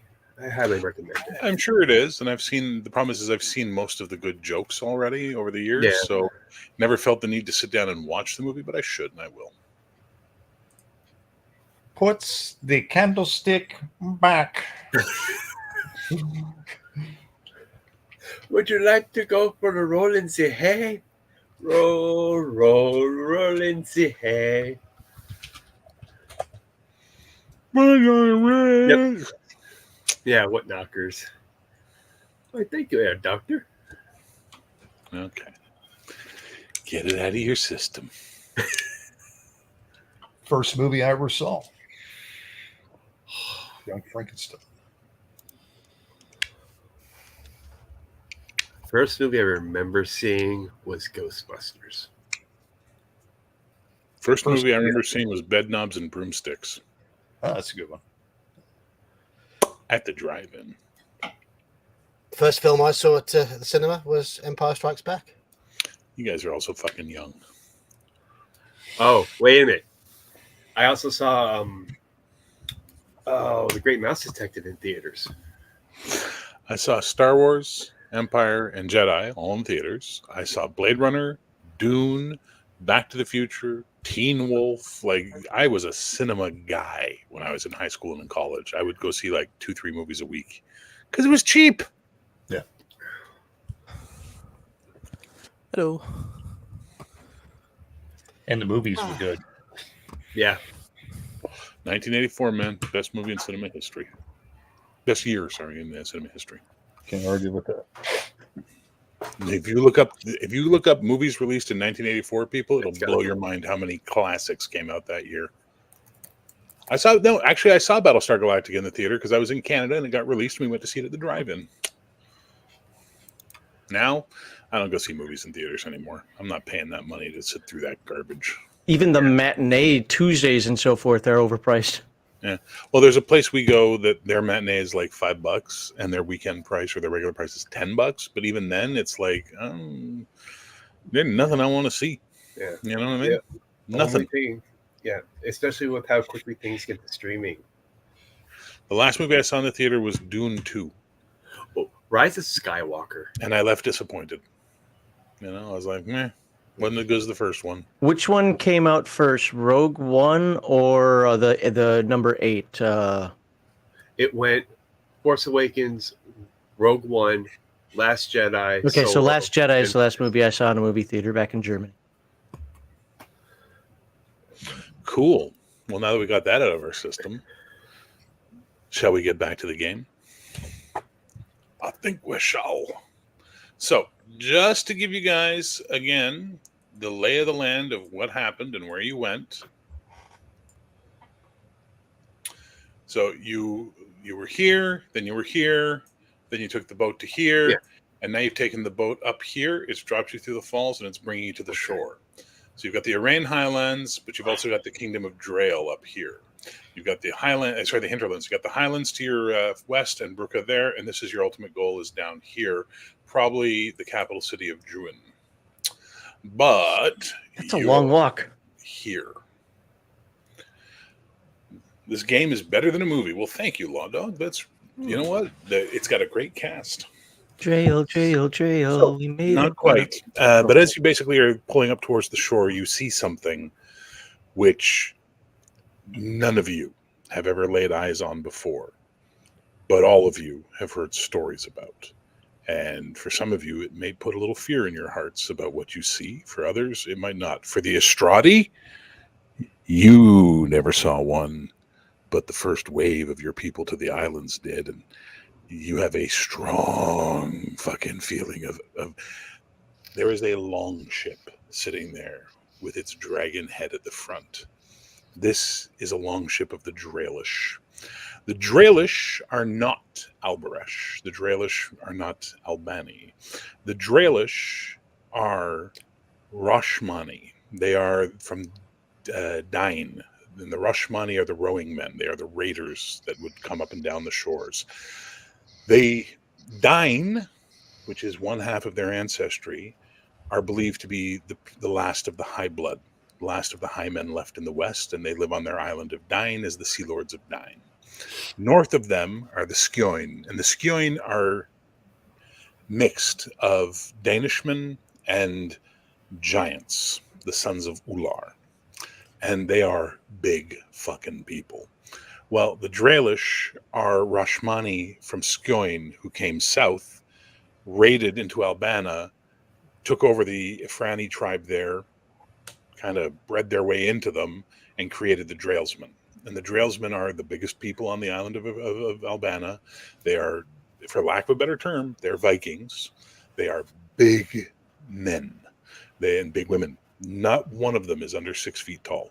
Not a one of them, unless they're a child, is under that height or has had their legs cut off.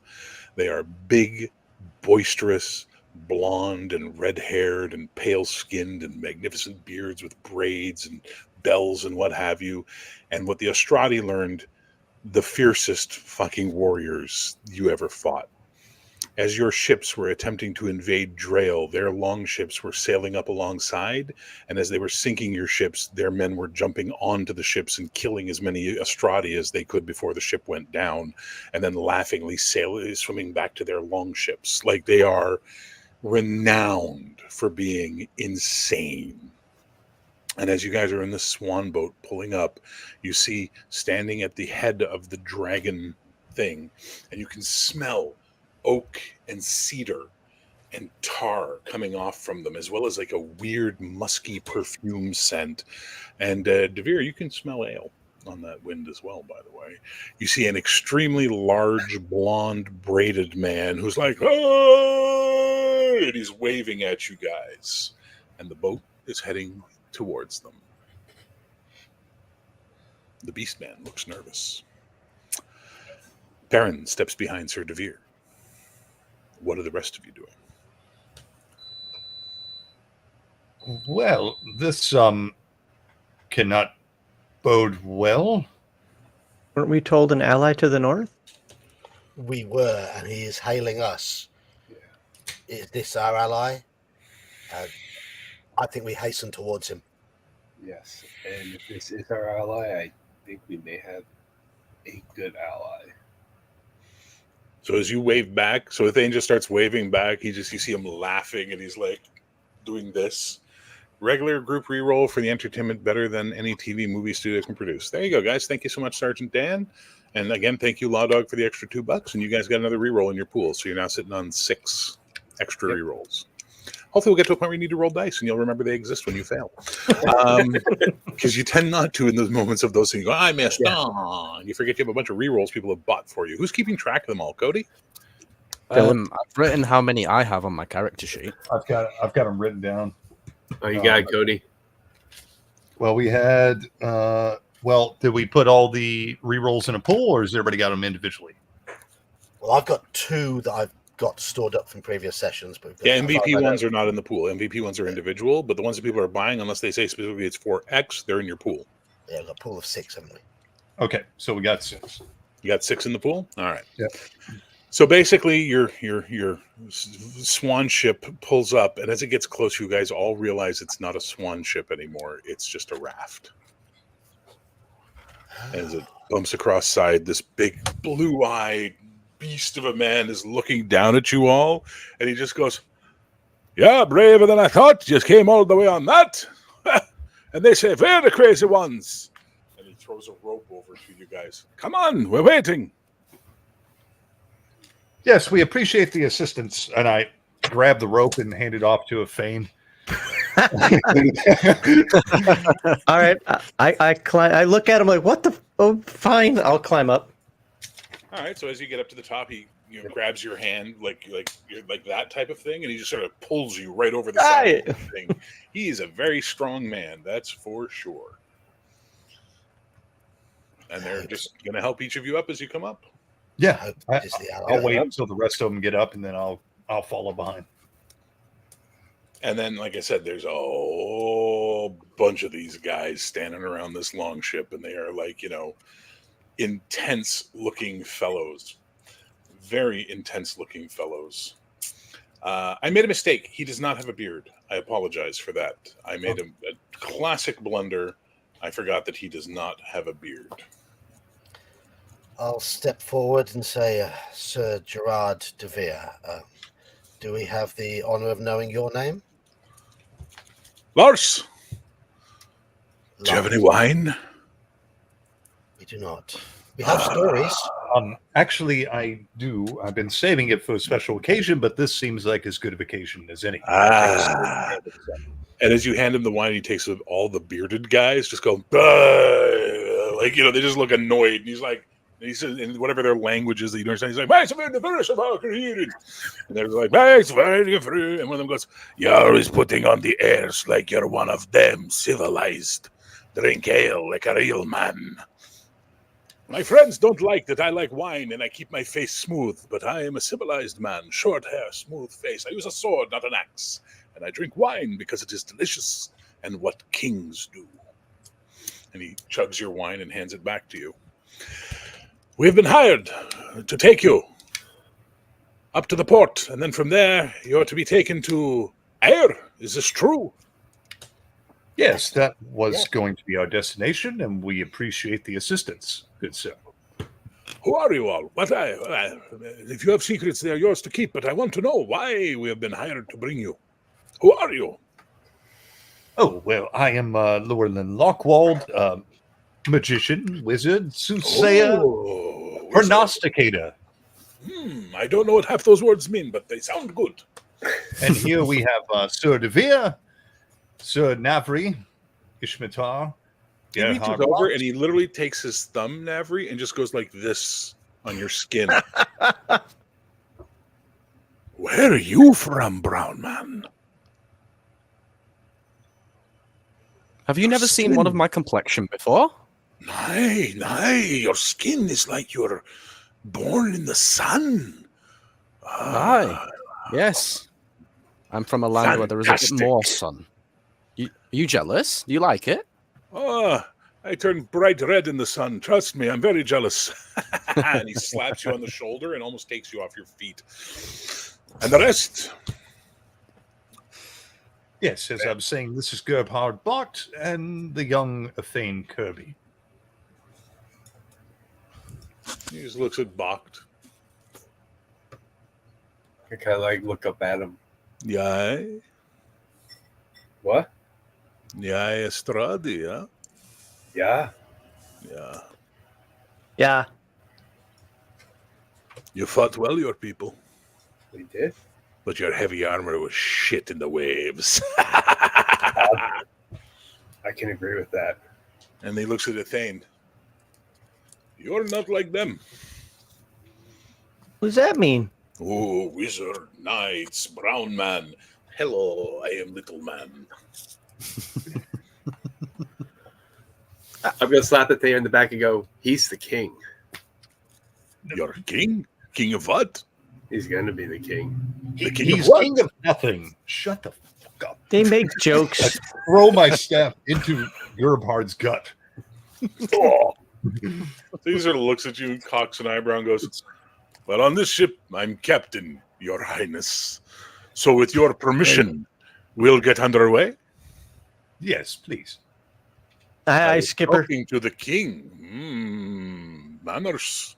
Civilization is built on them. Yeah, yes, aye, Skipper, Captain, sir. He slaps you on the shoulder, and unlike the bigger knight, you're like, because he hits hard, and then he just turns around and he starts barking in their language, and then the rows. Why'd you do that?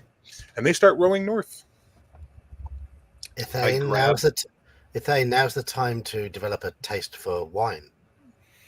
What? After all, are you not a king? Kings drink wine.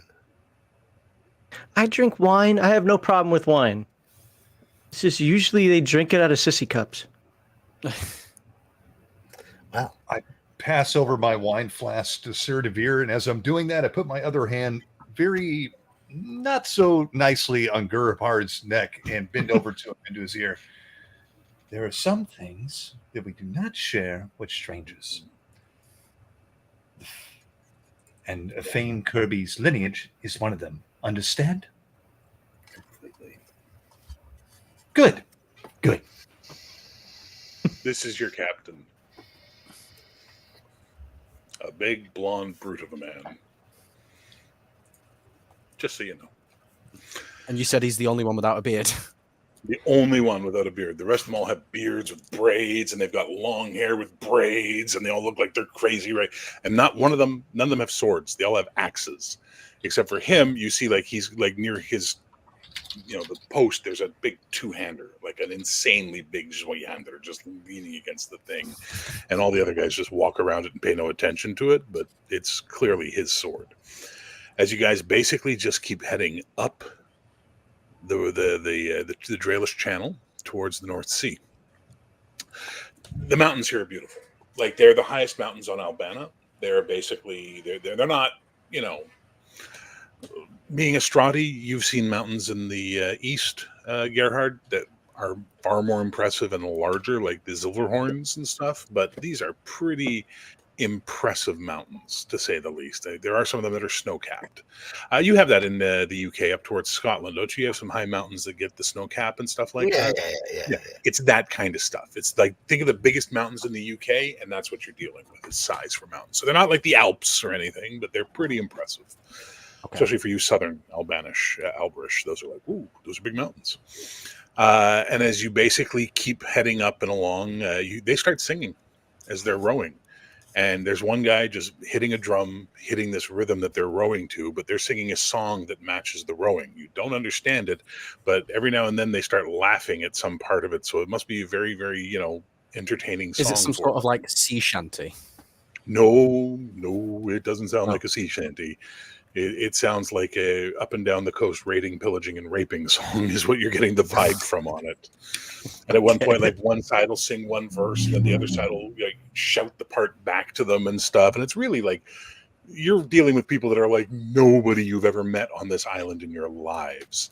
And at some point, Lars comes over to the bunch of you. They've got you set up towards the back where a thing, and he comes back and he's like, "We have a storm coming, a big one. Not natural. The eye of the devil is on us. Make sure the boy is safe." Boy? What boy? Perrin. He's just like looking at you like he has no idea what you're talking about. Perrin's standing right there. My squire. He looks down and goes, "Oh, the little man." Yes, the boy. He just puts his hand on your shoulder, and it's like, he's like, "There are no boys in Drael. There are men and there are women, and that's all they'll ever be." Perrin, you are a man now. Okay, Chevalier. He's terrified of this giant. At that, I hand Perrin the wine flask.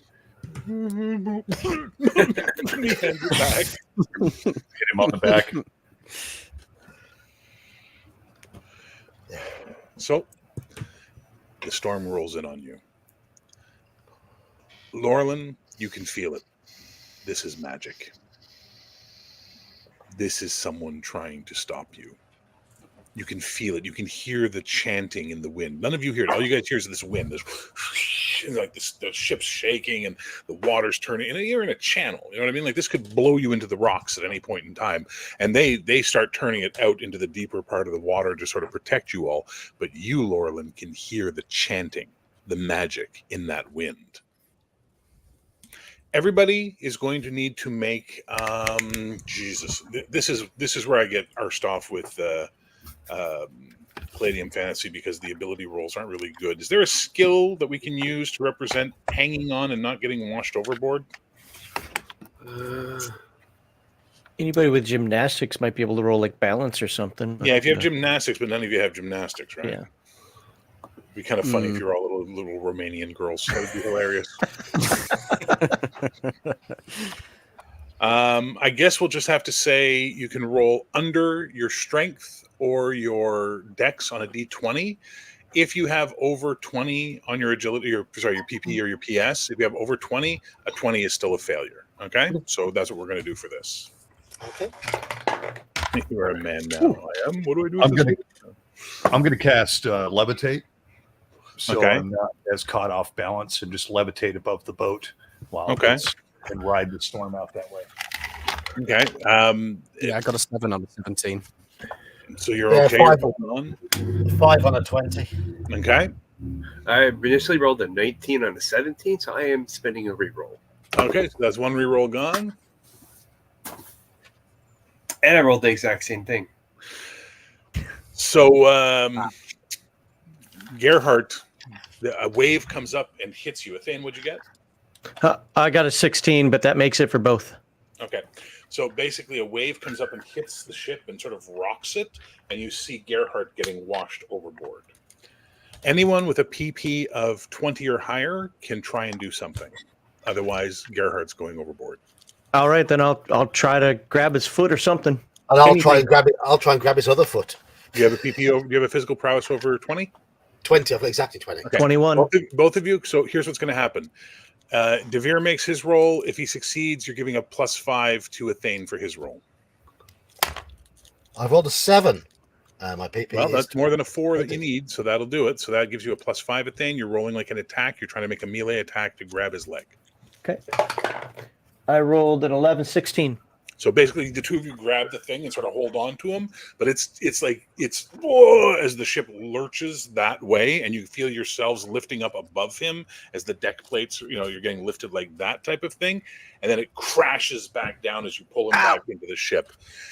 Everybody on the decks needs to make a PE check or start vomiting. In fact, we'll just do a save versus poison.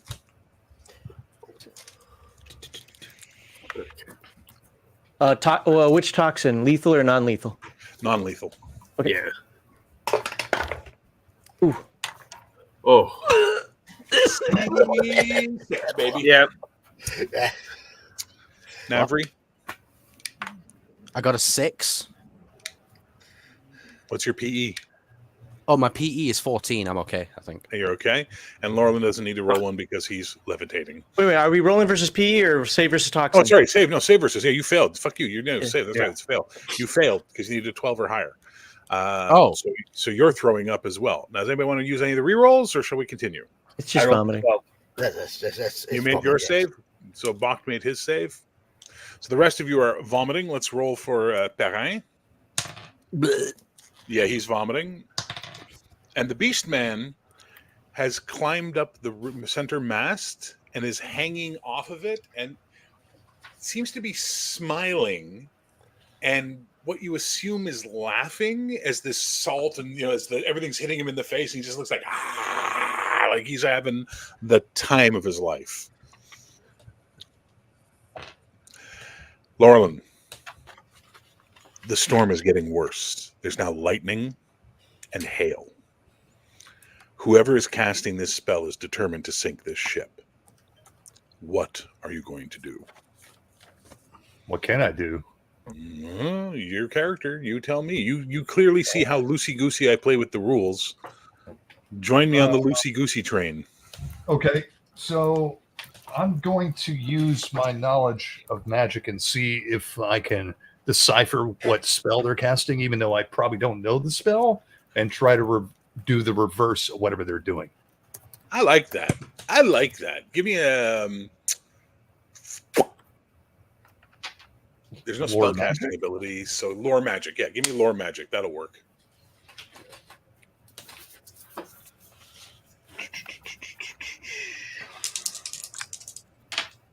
I succeed. Okay, so now you're like, okay, you figured it out. This is an elemental spell. They're calling up and summoning up elementals. So the only thing you can use to counter an elemental spell would be basically some sort of divine spell, something that isn't of the earth, because anything of the earth would just be pitting the elements against each other, which would make the storm worse. But if you can do something higher than nature, so divinity would be something that you could think of, or if you've got another idea. Well, they're using elementals. Can I attempt to use the same spell and communicate with the elementals? No. Or could Any I? elemental magic will cause this to get worse. You know that for sure because you'll just be causing an elemental clash at that point in time. Okay. Well, divinity is kind of out of my realm. Okay. Um, could I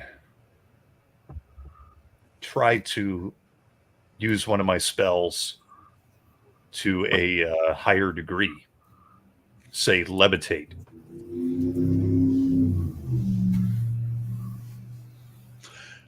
What do you mean by higher degree? Well, Like make with the boat levitate? Exactly. Yeah. I love that idea. Spend more PPE or something?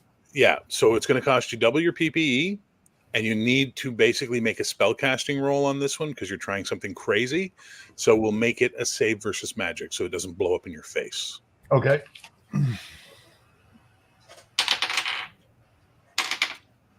I pass. All right.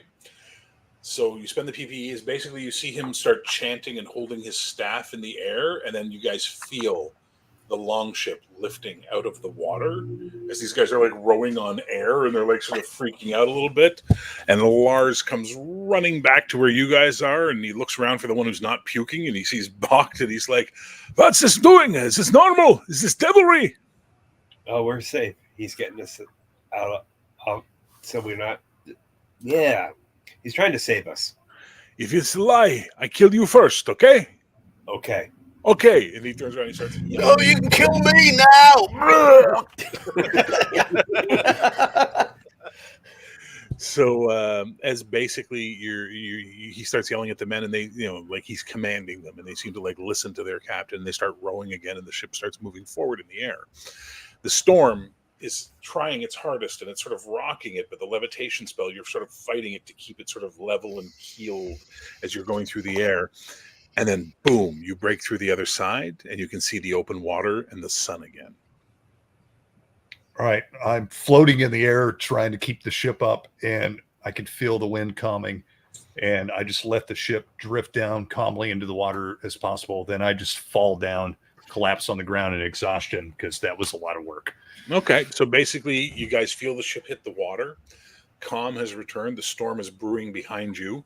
One of the random Rashmani comes over and just sort of picks him up like around the waist and puts him out of the way of everyone running around making sure the ship's okay. And Navri, Ethane, and Devere are puking their guts out. And Bakht, you're the only person mobile. What are you doing? I'm gonna make sure Laurelyn's okay. So you go over and check, and Yeah. well, Laurelyn, you're exhausted, but you can see Bakht talking to you. Are you okay, man? I'm perfectly fine. And I hand him some of the wine I was drinking. I'd drink a little bit and give it back to him. So, Austrati being Puritans, wine is forbidden, right? Just so we're clear on that there, Bakht? Yeah. Okay, just as long as we know. All right, that's a major step for your character to be drinking.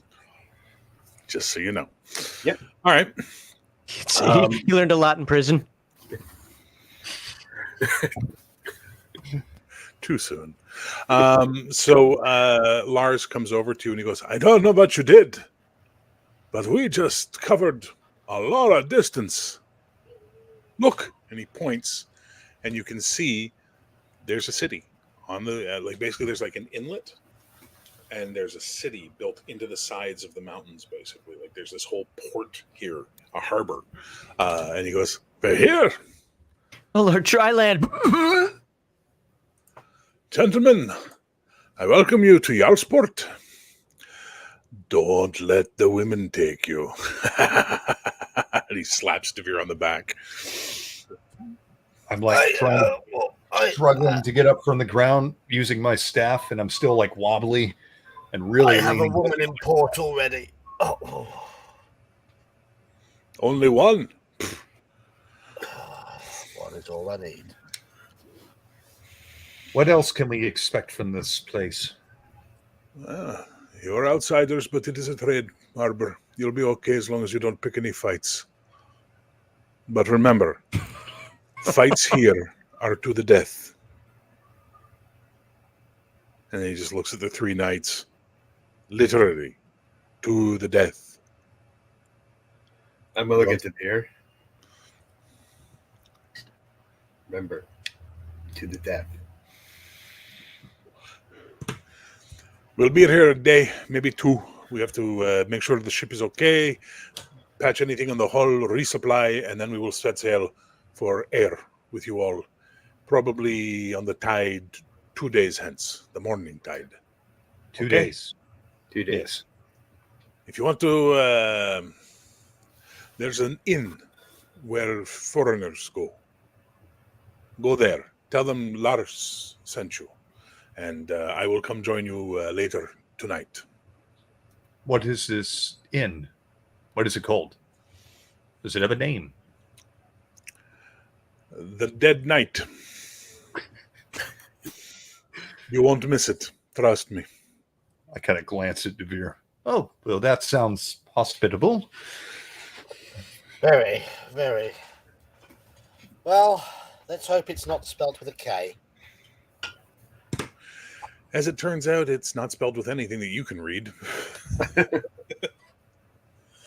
You get a little bit of looks as you guys are walking through, not just because you're outsiders, but because you're a pretty esoteric group of outsiders. Like, you're not normal visitors to this type of a place. You're more of a what the fuck type of visitors. So that's something you got to keep in mind as you're moving through the area. But this is a land of very tall, blonde, redheaded, pale people. Like, it's kind of ridiculous. Like, DeVere, you're like the biggest one of the lot of them, aren't you? I'm fairly large, yes. How tall are you? I don't know where I wrote that down.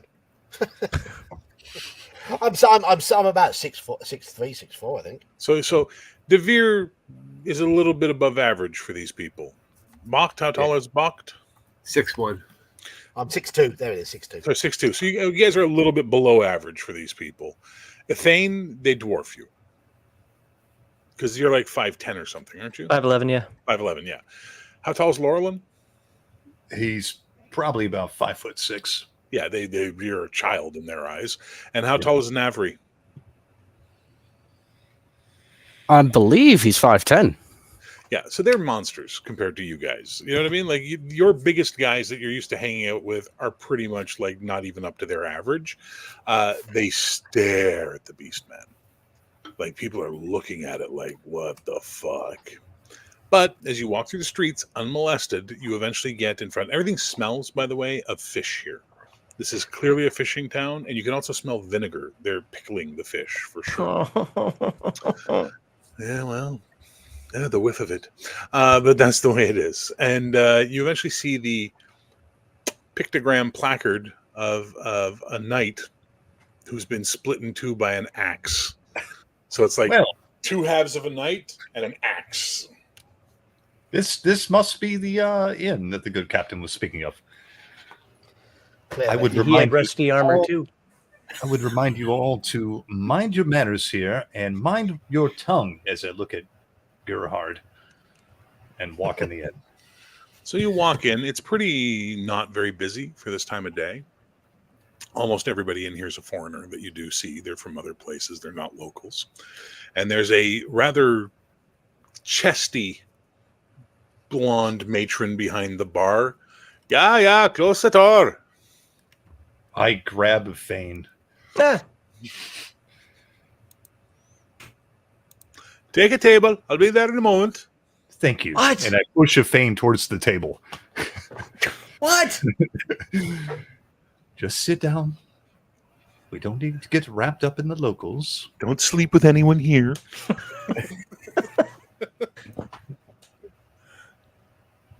So eventually she wanders over, points directly at the Beastman. What's that there? Oh, he's our servant. Yes. We got fish and we got ale. That sounds 2 days. very well. Bring us some ale and some bread and We can eat for 2 days? No, the bird is 2 days old. Oh. You want fish? It's good. yes, It's this should be nice. Yes. Okay. Thank you. So she walks away, leaves you at the table. Still holding a Fane.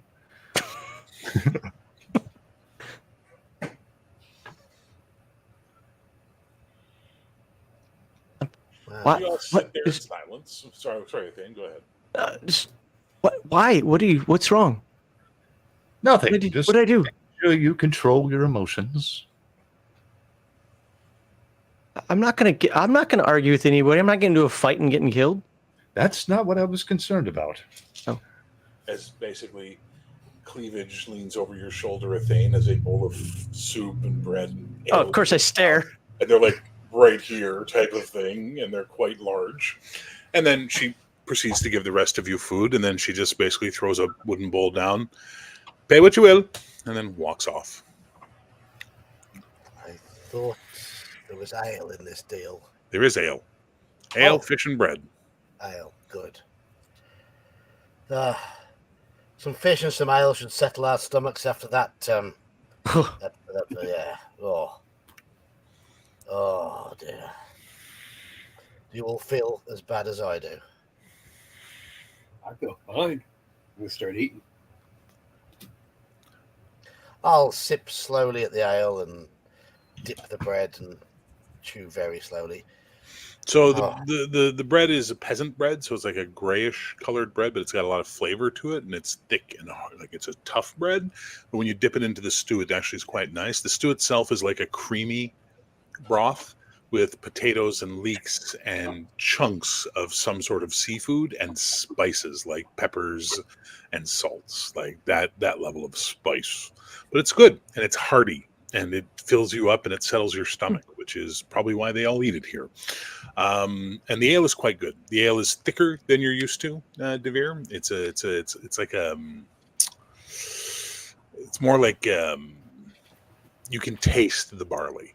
You know what I mean? Like it's a thick beer, but it's good. But it's very strong. But it's all in all a very nice meal, given the bullshit you've been dealing with. I could do with another ale. Yes, that sounds quite nice. Yeah, keep ordering ale. Since we want you assholes drunk. Absolutely. You can't not get in trouble. So basically, she'll bring you rounds of ale as long as you keep putting coins in that bowl for her. How many coins do we end up putting out there? But and one other thing, I would actually like more water than ale. So you ask her for water, and she just looks at you. Your fish? What? Your fish? Yeah. Okay, fish. And she brings you water. And you take a sip. And it's salt. And you go... and she just starts laughing her ass off behind the bar, and a few other people are laughing because they're in on the joke. And, you get the impression they don't drink a lot of water around these parts. Your Kalethi pragmatism is failing you in Drail, sir. I'll push another mug of ale in front of Ethane and say, "Come on, you want to learn to be a man?" I don't feel like it right now. So basically, Devere is the person your mother warned you about, and he's trying to peer pressure you into becoming an alcoholic. Got it. If there's nothing else to drink, then yes, I will drink the ale. So I'm not like, dying here, but I'd rather not have anything, too alcoholic. Well, you ask her, she's like, goat's milk? Okay. Okay, goat's milk. I mean, yeah. She gives you a look like you kind of get the impression that joke didn't land for her as she brings you back your goat's milk and, a little bit colder. But they leave you alone. Nobody bothers you guys here. And time is just going to tick on by if you guys don't do anything or say anything to each other. Well, I suspect we need to find a room for the at least the next 2 days until the ship's ready. And I would also advise that we do not go wandering far or cause any trouble. These are foreigners, after all. We are not completely used to all their customs or ways. Aren't we the foreigners? Yes. Yeah, yes. If they have rooms here, then I suggest we stay here and we drink in their hospitality. Excellent. More ale, Ethane? No. You need some hairs on your chest, young man. Yeah. I could be wrong, but I know you said don't go wandering too far, but how far is too far? Don't leave the inn. But I've never. How far is too far? Don't leave the building. Oh, so nowhere. Well, as you sort of say that, and you go, oh, the doors open, and in comes 6 big, uniformly dressed, military-looking guys. And they walk straight up to the bar, and they start talking to the thing. She looks at your table, and she waves her hand, and you guys see them. They're clearly talking about you. I'm gonna very discreetly cast tongues into my mug. I'm gonna act like I'm Oh, spell. What? and so Yeah, they're the ones. Okay, we'll deal with this. Thank you. And they 6 come walking over to your table, and the one at the front, who looks a little older, a little more mature than the rest, goes, "You're the ones who came on the ship of Lars, yeah?" it depends who's asking, sir, but The Jarl of Drael is asking. You Oh, are well. invited to meet him now. Get up and come with us. absolutely we will do so. And I kind of nod at the other ones as I get up and buckle up my cloak and grab my staff. Is a Jarl like a lion? Shut up. And get up and let's follow. No, a Jarl is like a lord. Oh. Yeah. I understand. Like you, Ethane. You can do the talking. Be good practice for you. Yeah, I agree with Sir Devere. Why do you guys keep teasing me? Oh, not teasing. We're called simply training. helping you fulfill the role that you're destined for, that's all. You know, it's not funny. So they lead you through the streets. Everybody sees you now because you're being escorted by, castle guard, essentially. And they take you to this basic keep that is in the high, it goes up, and there's the keep. And it's, it's a very basic drum keep. It's not exciting or anything like that.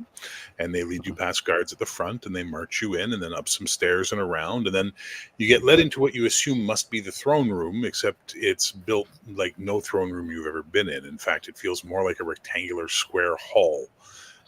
And there's a hole in the ceiling and fire, and there's dogs running around and children everywhere and women and what have you.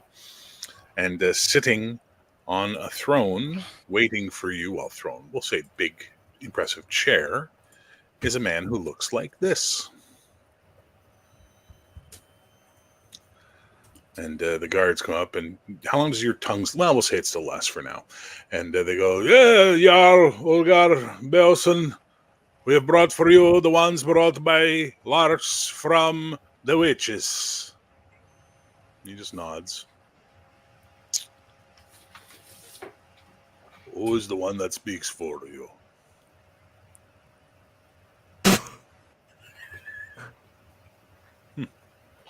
I bow before the Jarl, and since tongues is still spoken, I say, "Your Lord Jarl, younger Thane here speaks for us," and I grab him by the back and push him forward. Pricks. Love it. Ethan. Your name is Ethan. Yes. You still have tongues going. What he literally just said is fishball. Your name is Fishball. That's what you heard with your magic tongues, Laurelin. Because he's not saying Ethan, he's saying Ethan. Like it's a whole other word in his language, but it sounds close enough. Okay. Ethan. Who are you? Why have the witches brought you here? What business do you have in Drael?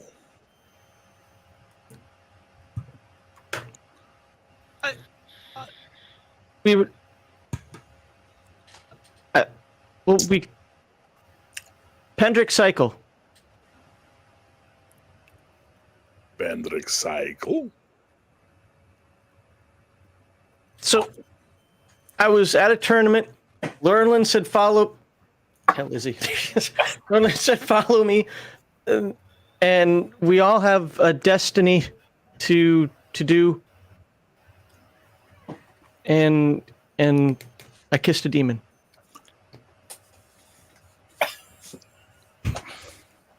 I don't know what to say to that. You kissed a demon? Wasn't a good kiss. Was she pretty? I don't know. I was underwater. You kissed a demon underwater?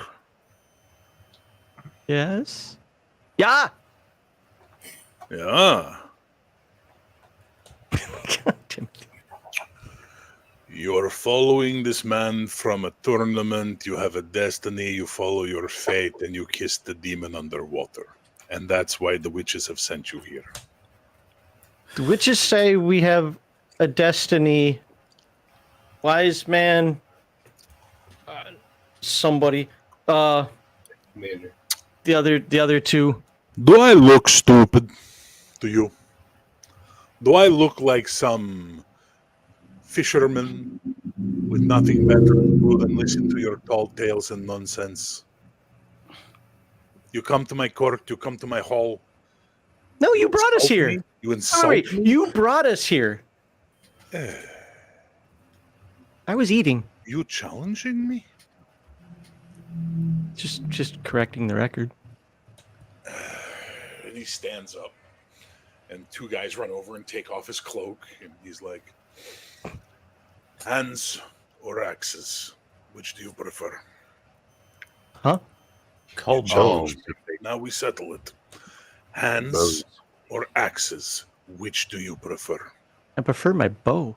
You don't get your bow. You get hands or axes, little boy. Then I guess hands because Good. And he takes 2 steps and is going to punch you full tilt in the fucking head.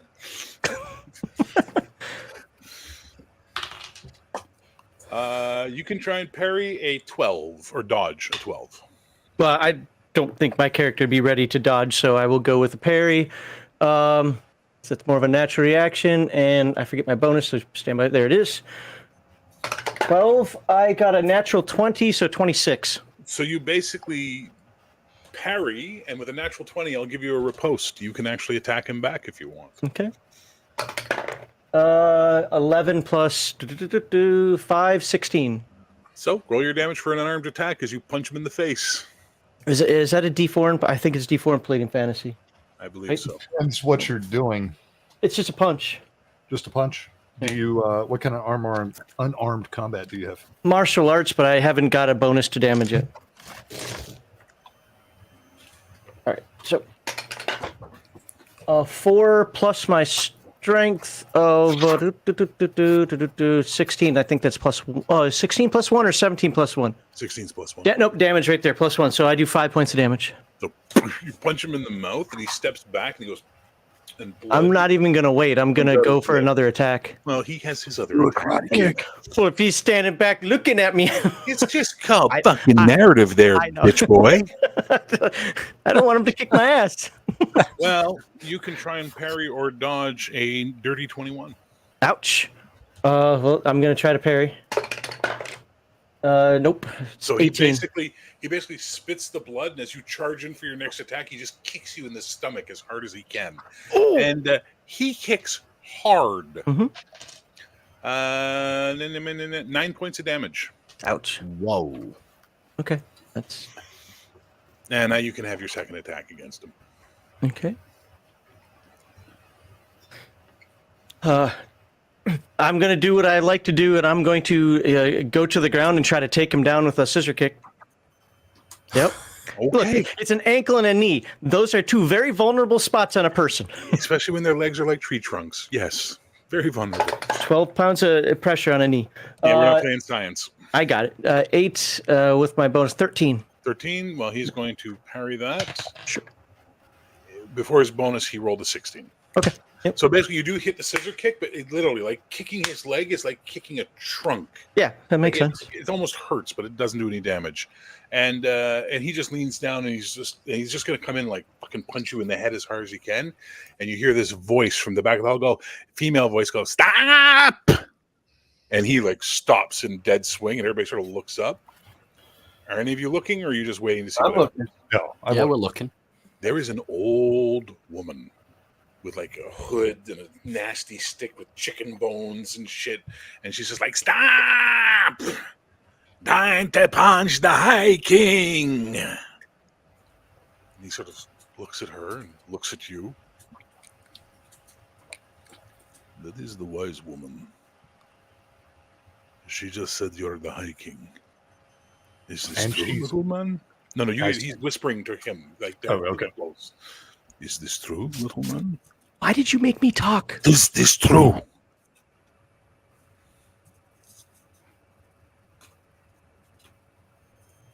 Is it true? He grabs you by the shirt and lifts you off the ground. Your feet are dangling. He's like, is this true? That's what the witches said. Puts you down and goes to a knee in front of you. I beg the forgiveness of the High King. What? It was wrong of me to engage with combat with you, my lord. Okay. May I rise? Yes. So he stands up, What is going on? and he just points to his throne. You may have my seat. This is a trick, but I'm going to step slowly. Okay, and sit down. So the old crone starts walking through, talking in their language, but she's like, and she's like very animated about the whole thing. And you can see everybody in the room is looking like really uncomfortable, like something's happening that they were not prepared for. I go, as he sits down reluctantly, I go stand next to him. Okay. What is happening? You are the High King, and their wise woman has seen it. Accept your position, Kirby, as I've said all along. And I put my hand on his shoulder for a moment and then take it off. So the wise woman stands next to the Jarl, and she says something, and he goes, you are his Chamberlain? I am the wise man, Lorlin Lockwald, magician, prognosticator, soothsayer, Okay. wizard, if you like. What can we do for the king? Well, that is up to the king. What can we do for you, Lord of Fame? Well, we need to go to air. Why? Forgive me, Your Majesty, but why? There's an item of great importance there, What is and this? we have to get it before others, before a necromancer gets it. A necromancer. Dark magics. What is this item? I think it was a crown. I forget which one it was. Yes, it is the crown of the High King. It is in Ayr? So we are told. No, it's actually in Bruka. Bruka. And like everybody in the room, when he goes Bruka, I'll go and spit on the ground. Like it's the weirdest thing you've ever seen. Like, 30 people just did that. Bruka is a place of demons and black magics. So we heard we were originally going to go to Ayr to learn more information about Bruka, but it seems that maybe we don't have to do that because you know more about it than the people We in Ayr. know nothing of Bruka except the tales. They live on the other side of the channel, and we have no contacting with them. My king, do you intend to raid to get the crown? Seems a bit violent. Do you Well- think she's going to give it to you with a request? She? Forgive me. She who? The queen, the witch queen of Bruka. Well, no, not if you put it that way. Why Ayr? What was your purpose to Ayr? Every time he asks me a question, I am looking at Laurelin. We were going, the Lord of Fame Kirby was going to Ayr to seek allies. in our quest to gain the items that were necessary, the positions of power of the High King, and one of them happens to be the crown. Now, since the people of Ire, the Irish, are the opponents of the Dark Queen of Bruca, we thought we maybe could find some allies there. But it seems that maybe we have found some allies here, have we not? Why did you not come to us in the first place, huh? These Irish are better than the Trailsmen? No, that is not what the Lord Kirby suggests, or what I suggest, Lord Jarl. Rather, we did not know of your existence. See, we are foreigners amongst these parts. We are not so wizened amongst the geography or cultures of this land. And I give a slight bow. We are the strongest, the best. None in Albana or even the continent can stand against the Trailsmen. Rashmani blood flows through us, as does the blood of giants. So it is told. And I believe the tales that are told, and you seem like strong allies. Will you not help us on our quest? So the old woman goes, we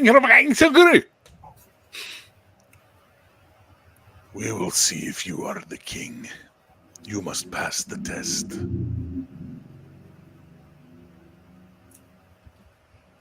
Okay. Wait, if I'm the king, shouldn't we will just say see if you are the king? Okay. We will pass the test and see. Come, we go to the harbor. Everyone. I And they're all pick up Kirby ready to go. and start pushing him ahead. And then I lean over and say, you are the High King, and whatever tests they have for you, I assure you, I will help you along the way. And I I push him. thought this was a all of joke.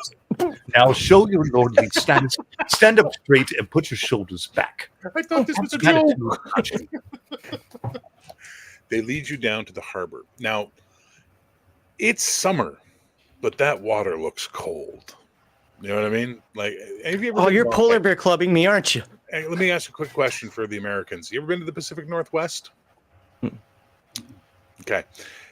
Literally, people die falling off of ferries in the middle of July and winding up in the cold water of the one. Oh, it's Lake Superior. Yeah, it's fucking salmon water. You understand? It's cold water. And they lead you to the shore, and then the woman starts going, and then he turns and goes, strip. Take off my backward shirt. He doesn't need much practice at stripping. Okay, I'm I hold up my hand.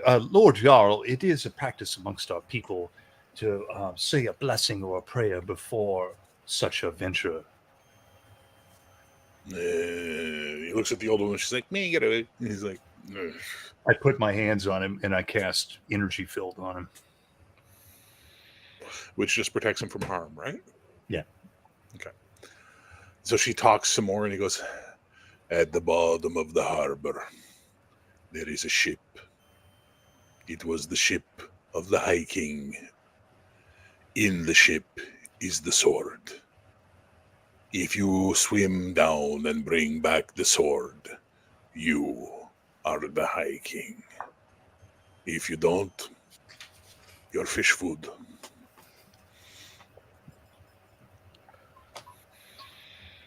Oh, energy fields can't move? Really?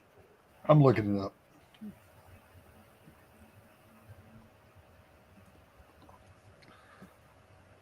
Well, I knew I should have taken the swimming skill. You can't swim?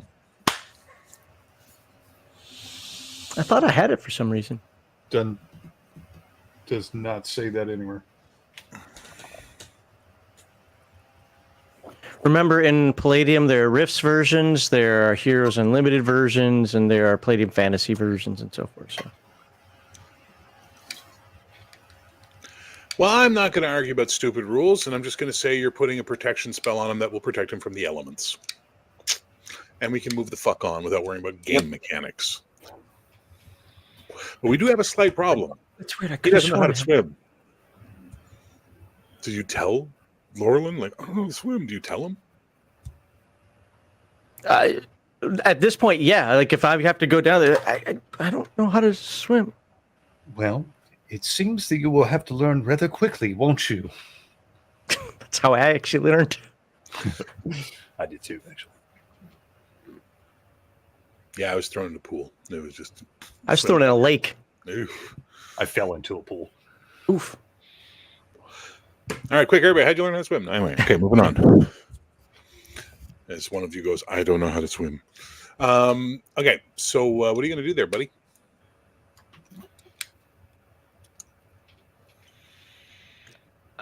Walk into the water.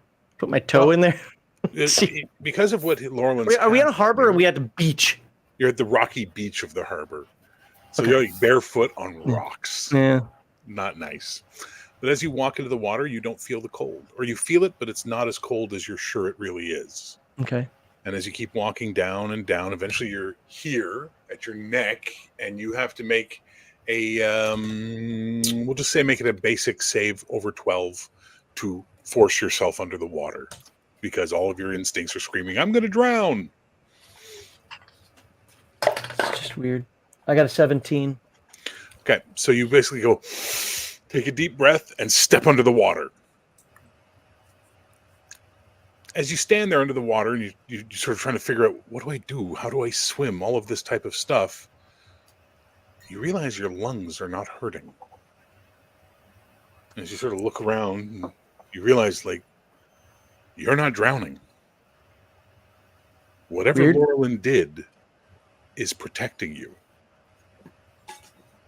I'm going to do what I think is the most appropriate thing to go down. So push and see if I go down and find a sword. Well, as you start trying to push, you're not really doing much, but you sort of slip a little bit on the rocks and slide down a bit. And then you realize you can just walk. Like, you don't even have to worry about swimming. So this isn't like a drop off. No. This is a cove. This is like it's a slope going down.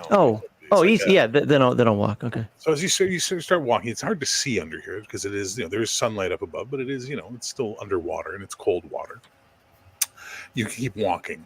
You walk for about 2 minutes, and you're like it's ridiculous. You ever see Highlander? When he falls and he realizes he can't drown? Well, that's kind of what's happening to you right now. You're realizing you can't drown. Hopefully the spell won't wear off. And then eventually you see it in front of you. There was an old, what are they called? Those old type of ships, not galleys, but clinker? Like a trireme? Galleon? No, like a clinker or something. There's some it's right before the age of sail type of ship, basically. And it's just sitting there at the bottom of the thing, and it's got troopy flags that are all half faded, sort of moving in the thing, and there's fish all swimming around it, but it's right there in front of you. And there's a sword there? Well, I don't know. You're going to have to go in and find out, aren't you? How long does the spell last, Cody? 1 round. Hold on.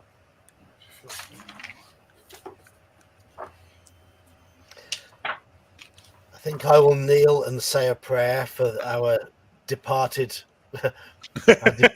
our departed king, because I'm pretty sure he's dead by now. Well, you now see. Sorry? It will last 9 minutes. Okay. So basically, you see as you're going to take your prayer, Navri and Gerhard, you notice all of these trailsmen are now betting and taking coins and talking and then a few of them are throwing rocks into the water and going and you sort of figure out really quick they're betting where the body's going to surface. That's what they're not betting on if he's going to survive. They're just betting on where his corpse is going to pop up. So you climbing onto the boat? Yes. Well, hold on. Before I climb onto the boat, I'm going to push it with my leg to make sure it doesn't just rot. Rotten wood doesn't. It's a big, thick old boat. Okay. It's not going to rot. Well, then, yep, I'm going to climb in and. How would somebody keep a sword around here? Jesus. Well, I'm thinking. Oh, wait a minute. Wait, this is an attribute check? Yeah. Oh, thank God. I rolled a 1. You climb in pretty stealthily, and things are looking good. And you look around, and now you see what's in the boat. And you see dead, rotted away, centuries-old soldiers, essentially. And sitting right at the back of it all is a guy who looks more like he's elevated above the soldiers. I mean, he's dead, rotting, like underwater skeletal type, corpsey type thing. There's a fish swimming out of his eye, for fuck's sake. But he's got this sword across his lap that his hands are sitting on. Okay. I go towards it tentatively. Mm-hmm. Before I grab the sword, I look at him and say, I hope you're not a demon. And don't be angry because I have to do this. Yeah, well, it doesn't matter to me. And I put my hand on it. Mm-hmm. Pull the sword out. So you pull the sword away from him. And you're now holding this sword in its scabbard. And the thing is while everything else is rotted, rusted, decayed, this hasn't. This looks in perfect shape. I mean, there's some seaweed on the hilt and stuff, but, it's in perfect shape. And as you're sort of looking at it, I need you to make a surprise save. Yep. I don't know what that is, but I'll roll it. If I roll higher. Yeah, over 12. Just over 12. Okay, 15. 15. So at the last second, you sort of turn your head because you notice movement, and as you turn, you see a tentacle come racing towards you. Oh, Jesus. Initiative, you versus the tentacle. Of course. Story of my life. Yeah, you don't do well underwater, we've noticed.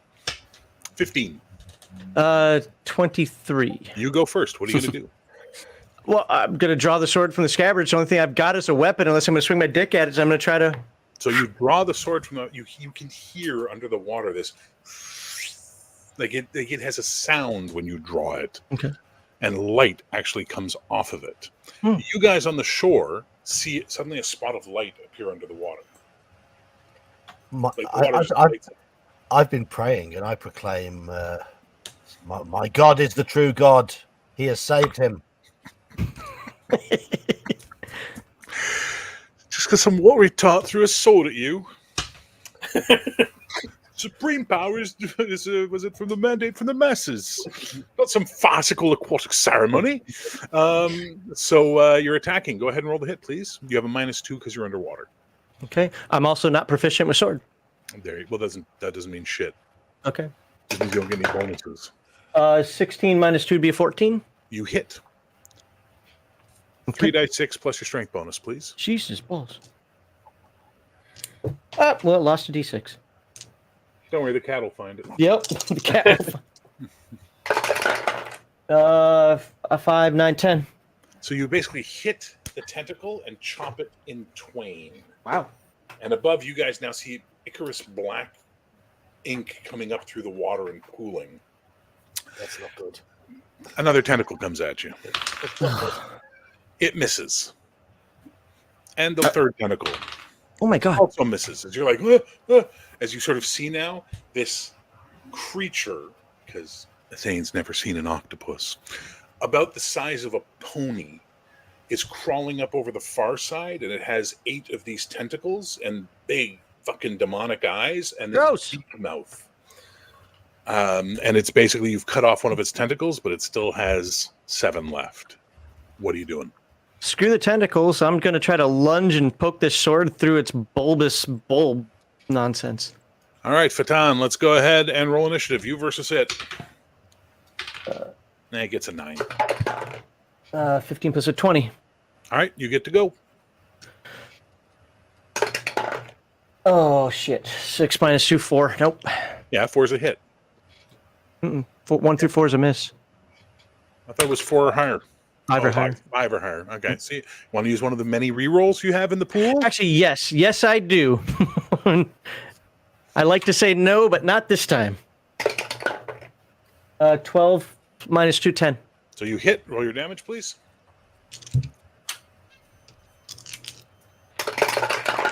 For 8, 10, 11.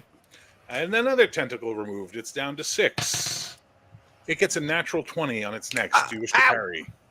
Well, I'm going to have to try. I mean, it's natural reaction to parry. So. No, not even close. So you get hit by the tentacle and take 10 points of damage. Holy Yeah. Okay, that wasn't fun. Well, I can't swim, and you can't really run underwater, so nope. I got to try to You stab. still have an attack, so you can still try and stab. Yeah, that's what I'm gonna do. I'm gonna try to stab it again. Okay.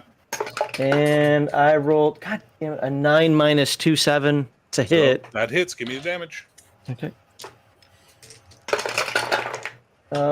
8, 9. So you basically slice it across the side of its head, which opens up, and you see the fat blubber inside as the black Ew. blood comes out.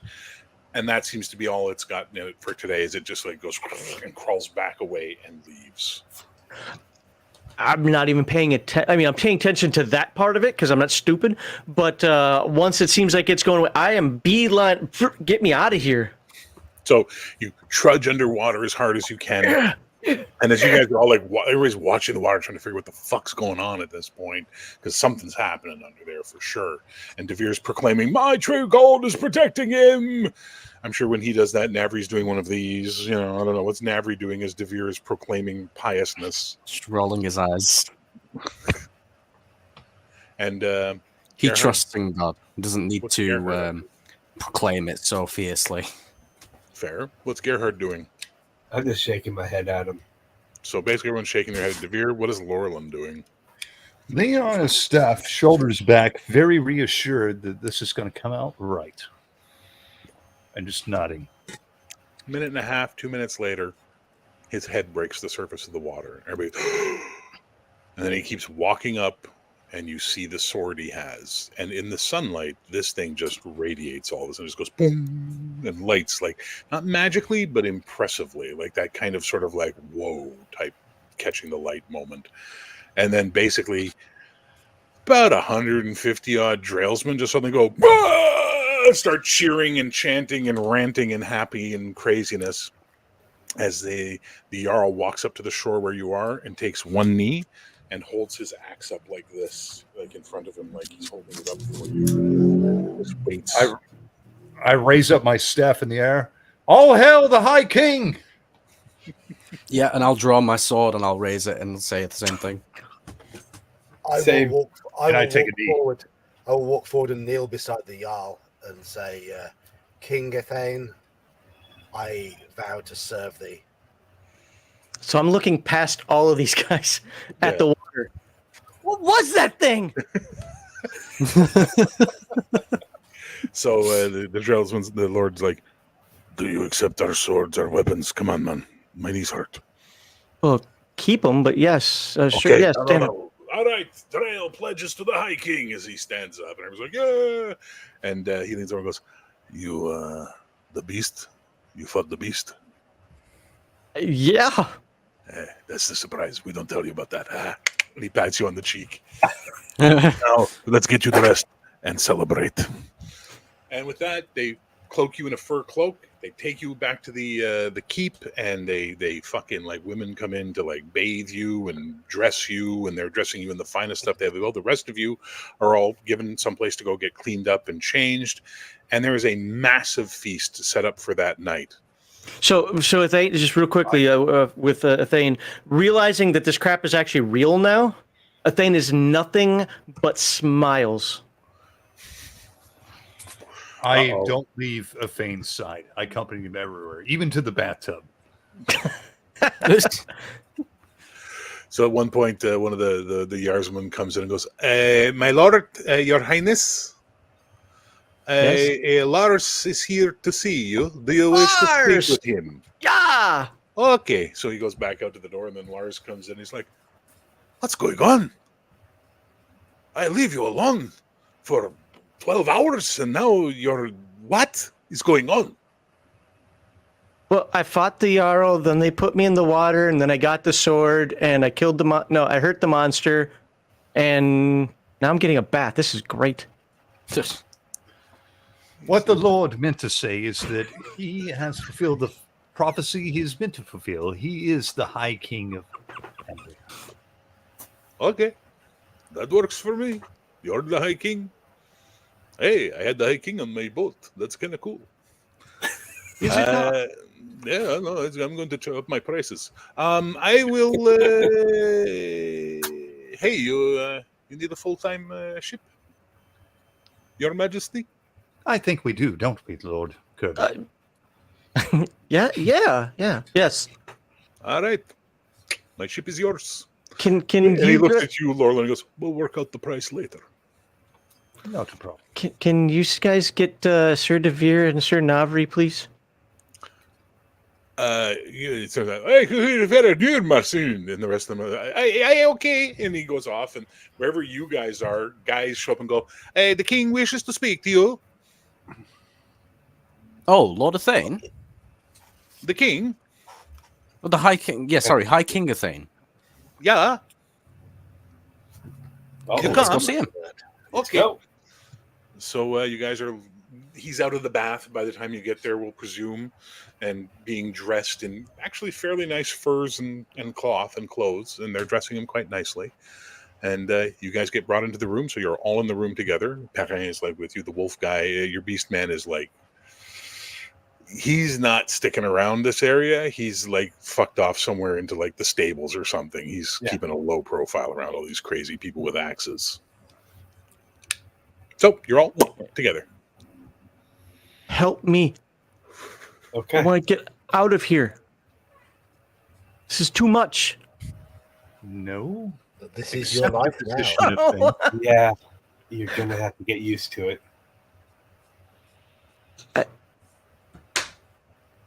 I slump down. Fine, what do I need to do? You need to act kingly. First, stand up. You know, where I'm from, we don't really give a crap about kings, right? It doesn't matter where you're from, it matters who you are. And what others perceive you as. Perception is everything, Athane. Remember the island? What I was telling you about perception, about the lake, about the caves, the demons. It's all perception. Lessons will be learned. Now dust yourself off. Get up. Put your shoulders back. Behave like a king, because you are the king now.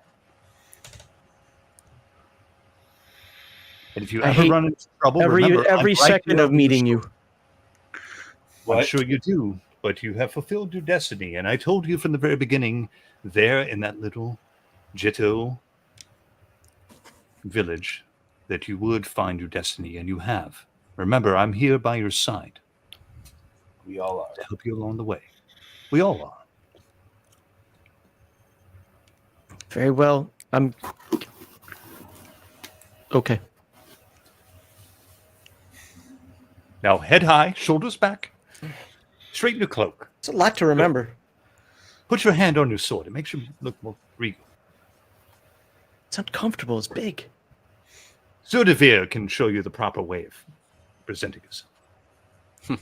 I can give you a crash course in etiquette should you need it. Huh. Tuck in your shirt, make sure it's on the right way.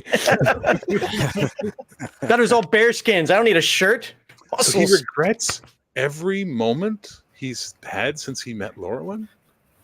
Boy, poor Esmeralda. She must have heartbroken if she ever heard that news. Oh, Yeah. every moment. Words have power in this world, boy. Anyway, so eventually you get brought down, unless there's other things you want to discuss, to the feast. I want you to imagine a feast, a Viking feast, being held by people who are not full-blooded Vikings, therefore they're compensating for being not full, like real Vikings just chill because they know they're Vikings. These guys need to prove to everybody there's Vikings. You know what I mean? Yeah. So there's scalds playing, dogs fighting, a couple of bears are brought in on chains just to be impressive because we got bears. There's a girl up against the wall with her braids out, and guys are throwing hand axes to try and chop the braid, and all that kind of stuff. And then as you get brought in, the Jarl stands up and he goes, "By the feast of your king and everybody's like, oh, and they all turn, and the entire room goes to one knee as you enter it, the thing. Hundreds of people just went in front of you. Party! Laurelin, are you doing anything to guide him here? I start pushing him towards the chair, and then I raise up my staff. All hail the High King! So, hey, hey, as the crowd goes up, and then basically once you take your seat, the Jarl stands back up and yells something, and everybody goes back to partying. And the rest of the night is people bringing you food, people bringing you treasure, and people bringing you women. And you know what's happening. They're all trying to gain they're trying to gain favor here, Laura. Is he sat on some sort of throne? He sat on the Jarl's throne, basically. Yeah. I bend over and whisper in his ear, always pay respect, but be mindful of what the intentions of others are, young Kirby. I'll smile, say thank you, and every time something comes in, it goes to Laurelin. Oh, Laurelin, you're getting lots of chicks. No, that's absolutely true as well. Any women that are fawning over me nicely get kind of brushed off because I'm a little like, I don't want to brush them off, but I got other things going on in my noggin, so. You mean he's got Esmeralda going round in his noggin? You shush. Well, you shut your dirty whore mouth. So I guess Navri will sort of be standing guard like behind him. Well, basically, all of you, for being associates of the High King, are getting a lot of attention as well. And pretty much anything you want is yours tonight type of mentality. It's one of those kinds of parties where like they'll give you anything because they want his favor because, oh my God, the High King has returned. The prophecies are falling into place. The Drail will rise up. You're like, people are heady with prophecy tonight. And this eventually, as the night rolls on, people pass out, people get drunk, people can't maintain their and eventually, you know, you're sitting there on this stupid fucking throne of Thane with this stupid sword, watching all these people act like idiots and fawn all over you. And as a pragmatist, it's rather absurd to be all this pomp and ceremony and nonsense. And eventually, most everybody's falling asleep or passing out, and eventually the night's ending. And the Jarl just sort of motions to you and Laurelin, and he starts heading towards the back of the hall. Is this where they assassinate me? No, not yet. But we must have words with the Jarl. He's become our most trusted ally. Bring the others, as he points to the other members of your group. I motion to the rest of them. So he takes you back through a door into what looks like probably his council chamber, where he meets with his advisors. And there's a table and chairs, and he sort of lets you have his chair at the head of the table and sits at the far end, basically, and waits for everybody to sit down. He goes, party time is over. Now we have to figure out what we're going to do about Bruca, Your Majesty. Mm-hmm. Do you still wish to go to Ayr? The king there may be someone you could also recruit to your cause. Well, I haven't seen anything that would change our mind yet. As every time it's looking up at Laurelin like, have I? No, we would be most prudent to gain as many allies as we can against this fight. If you go, we will make sure when you are ready to go to Bruca, the Drailsmen will go with you. We will build an army. We will assemble our fleet, and we will raid that witch cunt's nation and burn her to the ground. Thank you.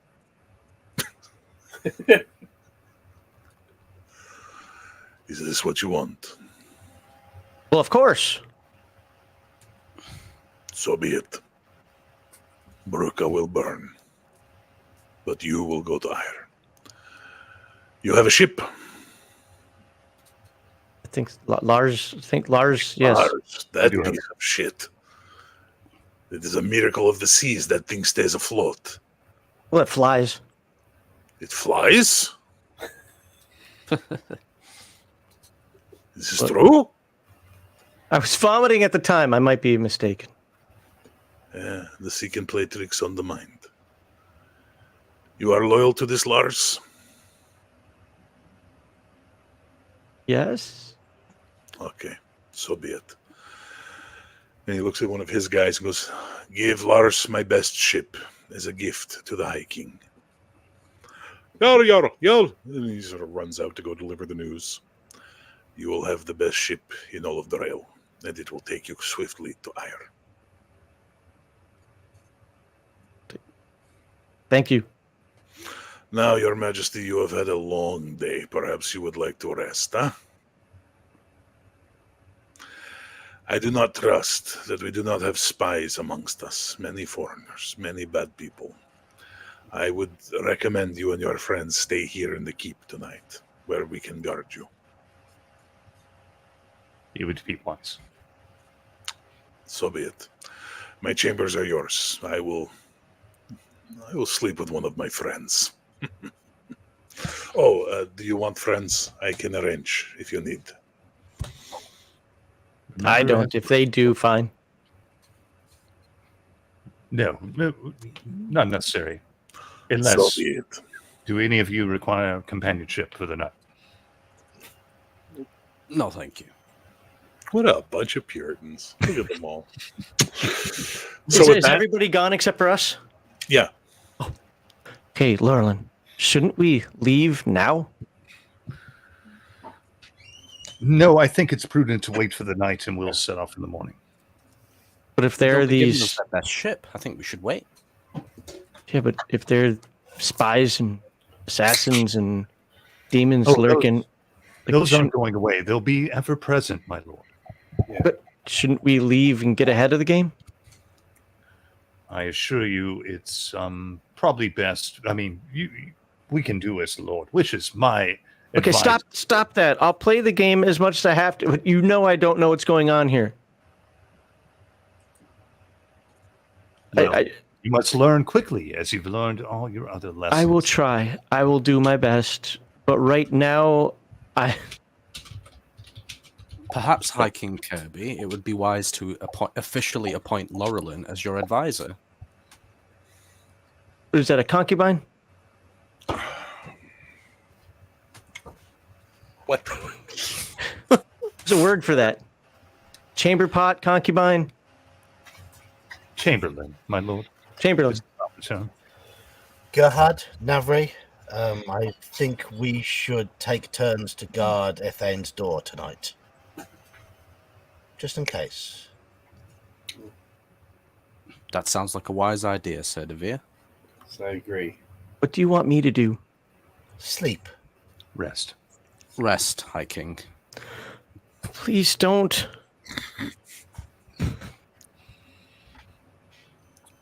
Would you prefer we just called you a Thane? Thank you. When it's just us, and then in front of everyone else, we'll have to stick with the High King thing. Yes. If that makes yes. you more comfortable. Yes, very much so. Please. Okay. So with that, you guys wrap up your night. The High King goes to sleep. You guys rotate guard. And what's Laurelin going to do? I'm going to stay in the room next to his. Mm-hmm. Oh, no, you're in one room. Like, it's one room. Okay. So it's a big I'm going to fight. make sure that Afane is getting some rest and that he's not disturbed. And then I'm also going to meditate on the situation and look out into the, like the arrow slit or window or whatever there is in this room, and look out into the stars and see if I can get any other feeling or message. You sleep a thing. I might partake of some special substances to help. Understood. You sleep a thing. Your dreams are of Esmeralda and her being pregnant and of a war. And the war, Devere and Navri stand beside you. And then you dream of Philip's head laughing, chortling his ass off. And then dawn comes. But that's how you sleep. Laurelin, my dear man, you meditate and stare out the window and take your little special sippy, boop, boop, boop, boo by the swill of Safu and all that fun stuff. And eventually you enter into that trance state, and the arrow slit goes, and you are flying across the island, and then you find yourself at Bruka.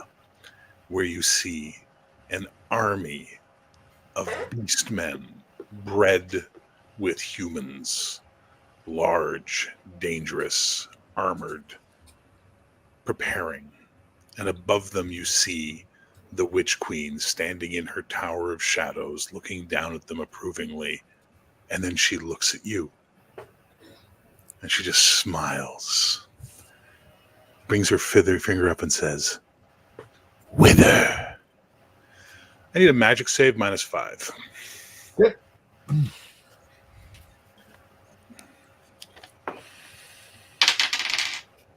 I fail.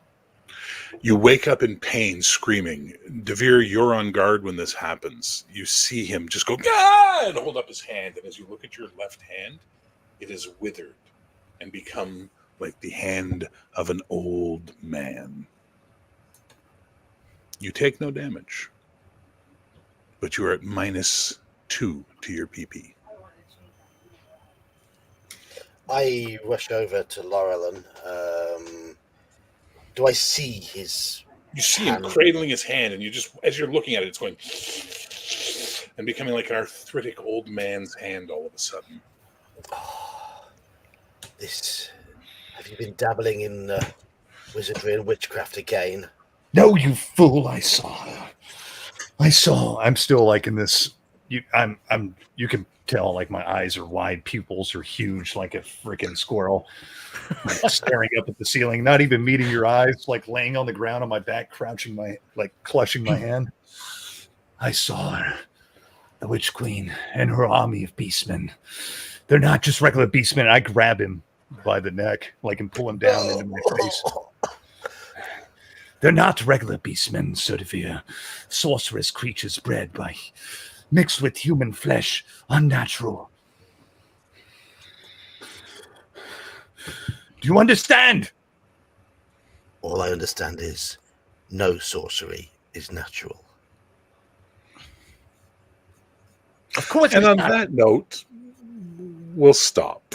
I think that's an excellent endpoint for this session. No! Devere's proclamation of no sorcery is natural. So, as always, send me your votes for your MVP on Discord. Real fast around the table. You guys are level 3 right now, right? No. Just, yeah. Okay. Yeah, well, we're level 4 now because this was a pretty major step forward. Okay. Awesome. Takes me longer to level up the character than to play it at that level. Well, don't worry. There's a reason to all of this, and you're going to find out when it happens, and you're going to be like, thank God.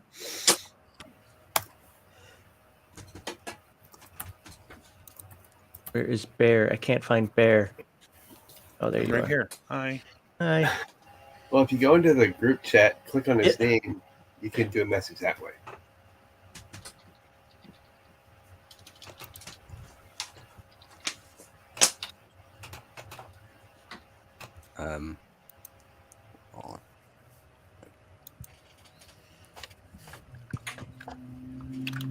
Lord Humongous sent me a message.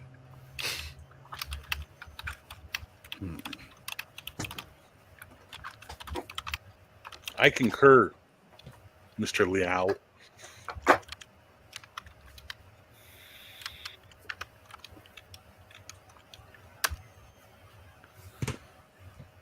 Just waiting on the last one.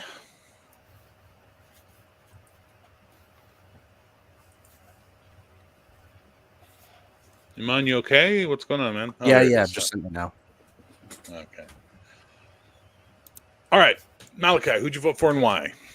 I voted for Max just because the way he's portraying Ethan right now. I just, with him being so overwhelmed, I think he's doing a good job. Okay. Fair. I agree. What was your favorite moment? Oh,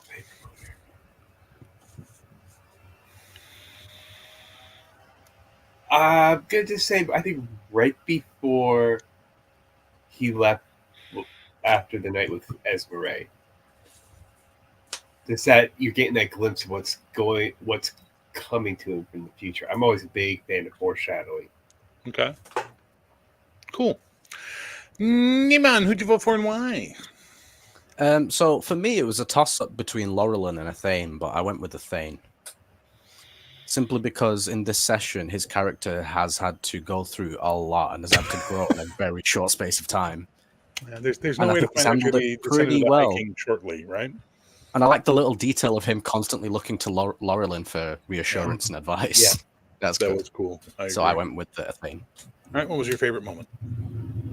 You might have to come back to me on that one. I shall. All right, Mr. Max Liao, who did you vote for and why? I voted for everybody, but Bear said no. So I ended up voting for Cody simply because we had the most interaction today. That was really, but I have to say this: the little things that Navri did, that Sir Devere did, that Gerhardt did in terms of like pushing me forward, being like, "Oh, hey, High King," little things like that, like playing into it. As a role player, I loved it. This was the hardest session for me to role play because I have to balance John. I don't think the most intelligent person in the world, but being more intelligent than Athane, doing, being different because Athane is different. This was a struggle for me, and you guys absolutely helped with that. But ultimately, I voted for Cody because our more interactions and no other reason. Okay, what was your favorite moment? Favorite moment was honestly when these jackasses go ahead, Mr. Hiking, and were pushing me forward because it totally threw me for a loop. I did not expect that at all. I kind of thought that they'd be like, okay, well, you know what? We got to guide him, so we'll keep him in the back until we got. Nope, they're like, get in the front, dumbass. I was like, what? I love that. Okay, real quick, I've got my favorite moment. It was when Athane got into a fist fight with the Jarl. That's a fair one. All right, Mr. Ye Old Geek, who'd you vote for and why? Well, I've bucked my trend. I've been voting for Max quite a lot recently, but I've voted for Cody tonight because I did like quite how he fell into that wise man role and how he really embodied the wise man. I thought he was really, really consistent. I thought Max was excellent as well tonight. It's Ithane's just desperate innocence. It's endearing. It is endearing. But I've put my vote for Cody tonight. All right. What was your favorite moment? It was Max's pause when you asked him if he was the king. The fact that he didn't answer you. Yeah, he just sort of threw. and he just looked there. And I was like, I thought that point. It was a good 15, 20 seconds of just. Yeah, he Malachite. It was beautiful. Yeah. Yeah. I was thinking that.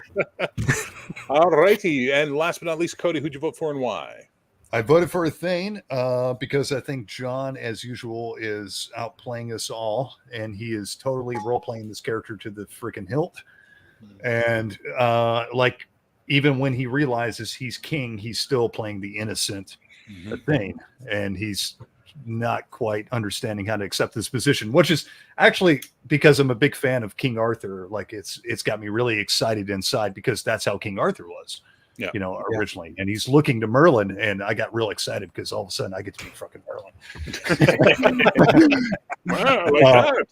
Yes. But it's playing out like it should, and not really on purpose. It's just the way his character is. Yeah. And it was absolutely perfect, and I loved it. My favorite moment overall was just a Thane dealing with having to be the High King, and all those moments going through every step of the way along this, the last half of this adventure where he had to accept and fill into that role and not quite knowing what to do. Right. But but towards the end, he's starting to actually kind of accept it, but still doesn't really know how to fulfill the role. So overall, that last half was my favorite moment, if that's fair. So yeah. All right. Fair enough. I think everybody did a really good job. Congratulations, Mr. Liao. Whoever I am. It's fucking Max's. We'll call you John, the Neil Geeks of John. It's fucking hard. Fucking weirdos. Congratulations, Athane. You got the MVP for tonight, so you have an extra reroll available for you for the next game. Please mark that down. You're all going to get to pick one attribute from your character sheet and add 1d4 to it. So please give that some thought when you're leveling up your character. Number 3, my favorite moment was Devere kneeling beside the Jarl and holding his sword up. That was awesome, because that was Devere after all of his mockery and this peasant and blah, blah, blah, blah, blah, and then just going, my God protected him. He came back with the sword. Motherfucker's the king. Like, it was just like, it was such a great defining moment of Devere's beliefs and faith guide him. And even when he doesn't, accept shit, when the proof is put in front of him, Devere goes, all right, it's a sign. And he takes it for what it's worth. And I really thought that was an awesome thing. I could be misreading it, but if I was watching this or reading this, that's what I would think had just happened. And it looked really cool for me. Not gonna lie, as a player, that really, really surprised me. Me too. As a GM, I was like, whoa, that's cool. I absolutely think everybody killed it tonight. Don't worry, this isn't turning into the Athane show. Oh, thank God. Lots of stuff for everybody to be doing moving forward, but we just had the story got to this point, right? Because Ambria was the first step, and Ambria unlocks the next part of the story. So, first part of the story, getting to Ambria. Second part of the story, everything that happens after Ambria. And then eventually we're going to have some other shit that's going to happen. So, clearly, as near as we can tell, the story is on a course for some sort of battle in Bruka. But we're not there yet. So now that I got plot armor, I cannot wait to know. Yeah, I'm looking forward to showing you how sometimes Pendrick cycles fail. But anyway, for those of you who watched, thank you so much for hanging out. Thank you for all the super chats and the help and all that fun stuff. If any of you, when the live stream's done, you can put comments. You can tell us what your favorite moment was, who was your MVP, whatever. Tell us what you think. We're having fun playing, and if you're having fun watching, that's great. If you're not, like I say every time, well, there's something else you could do on one Saturday a month other than sit here and be tortured by us being something you don't enjoy. So keep that in mind. But otherwise, anybody got any closing words before we wrap this up for this month? I love playing with these guys. I do.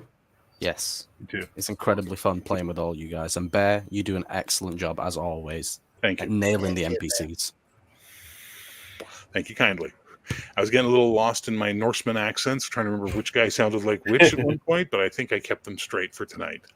I'll miss Esmeralda. She was so much fun to have, but the story's moving in that direction, and you lose people, but you'll be picking up people as you go. So that's the nice part of any type of cycle legend, is that the main characters stay, other characters come in and out. So that's it for me, guys. Thanks for playing, and thanks for watching, and peace, love, geek, and I guess we will see everybody back for this next month. Tentatively, we are going to be playing on either the 29th, probably the 13th will be the next game, the 13th of July. So look for it then, guys. Otherwise, bye, y'all. That's it.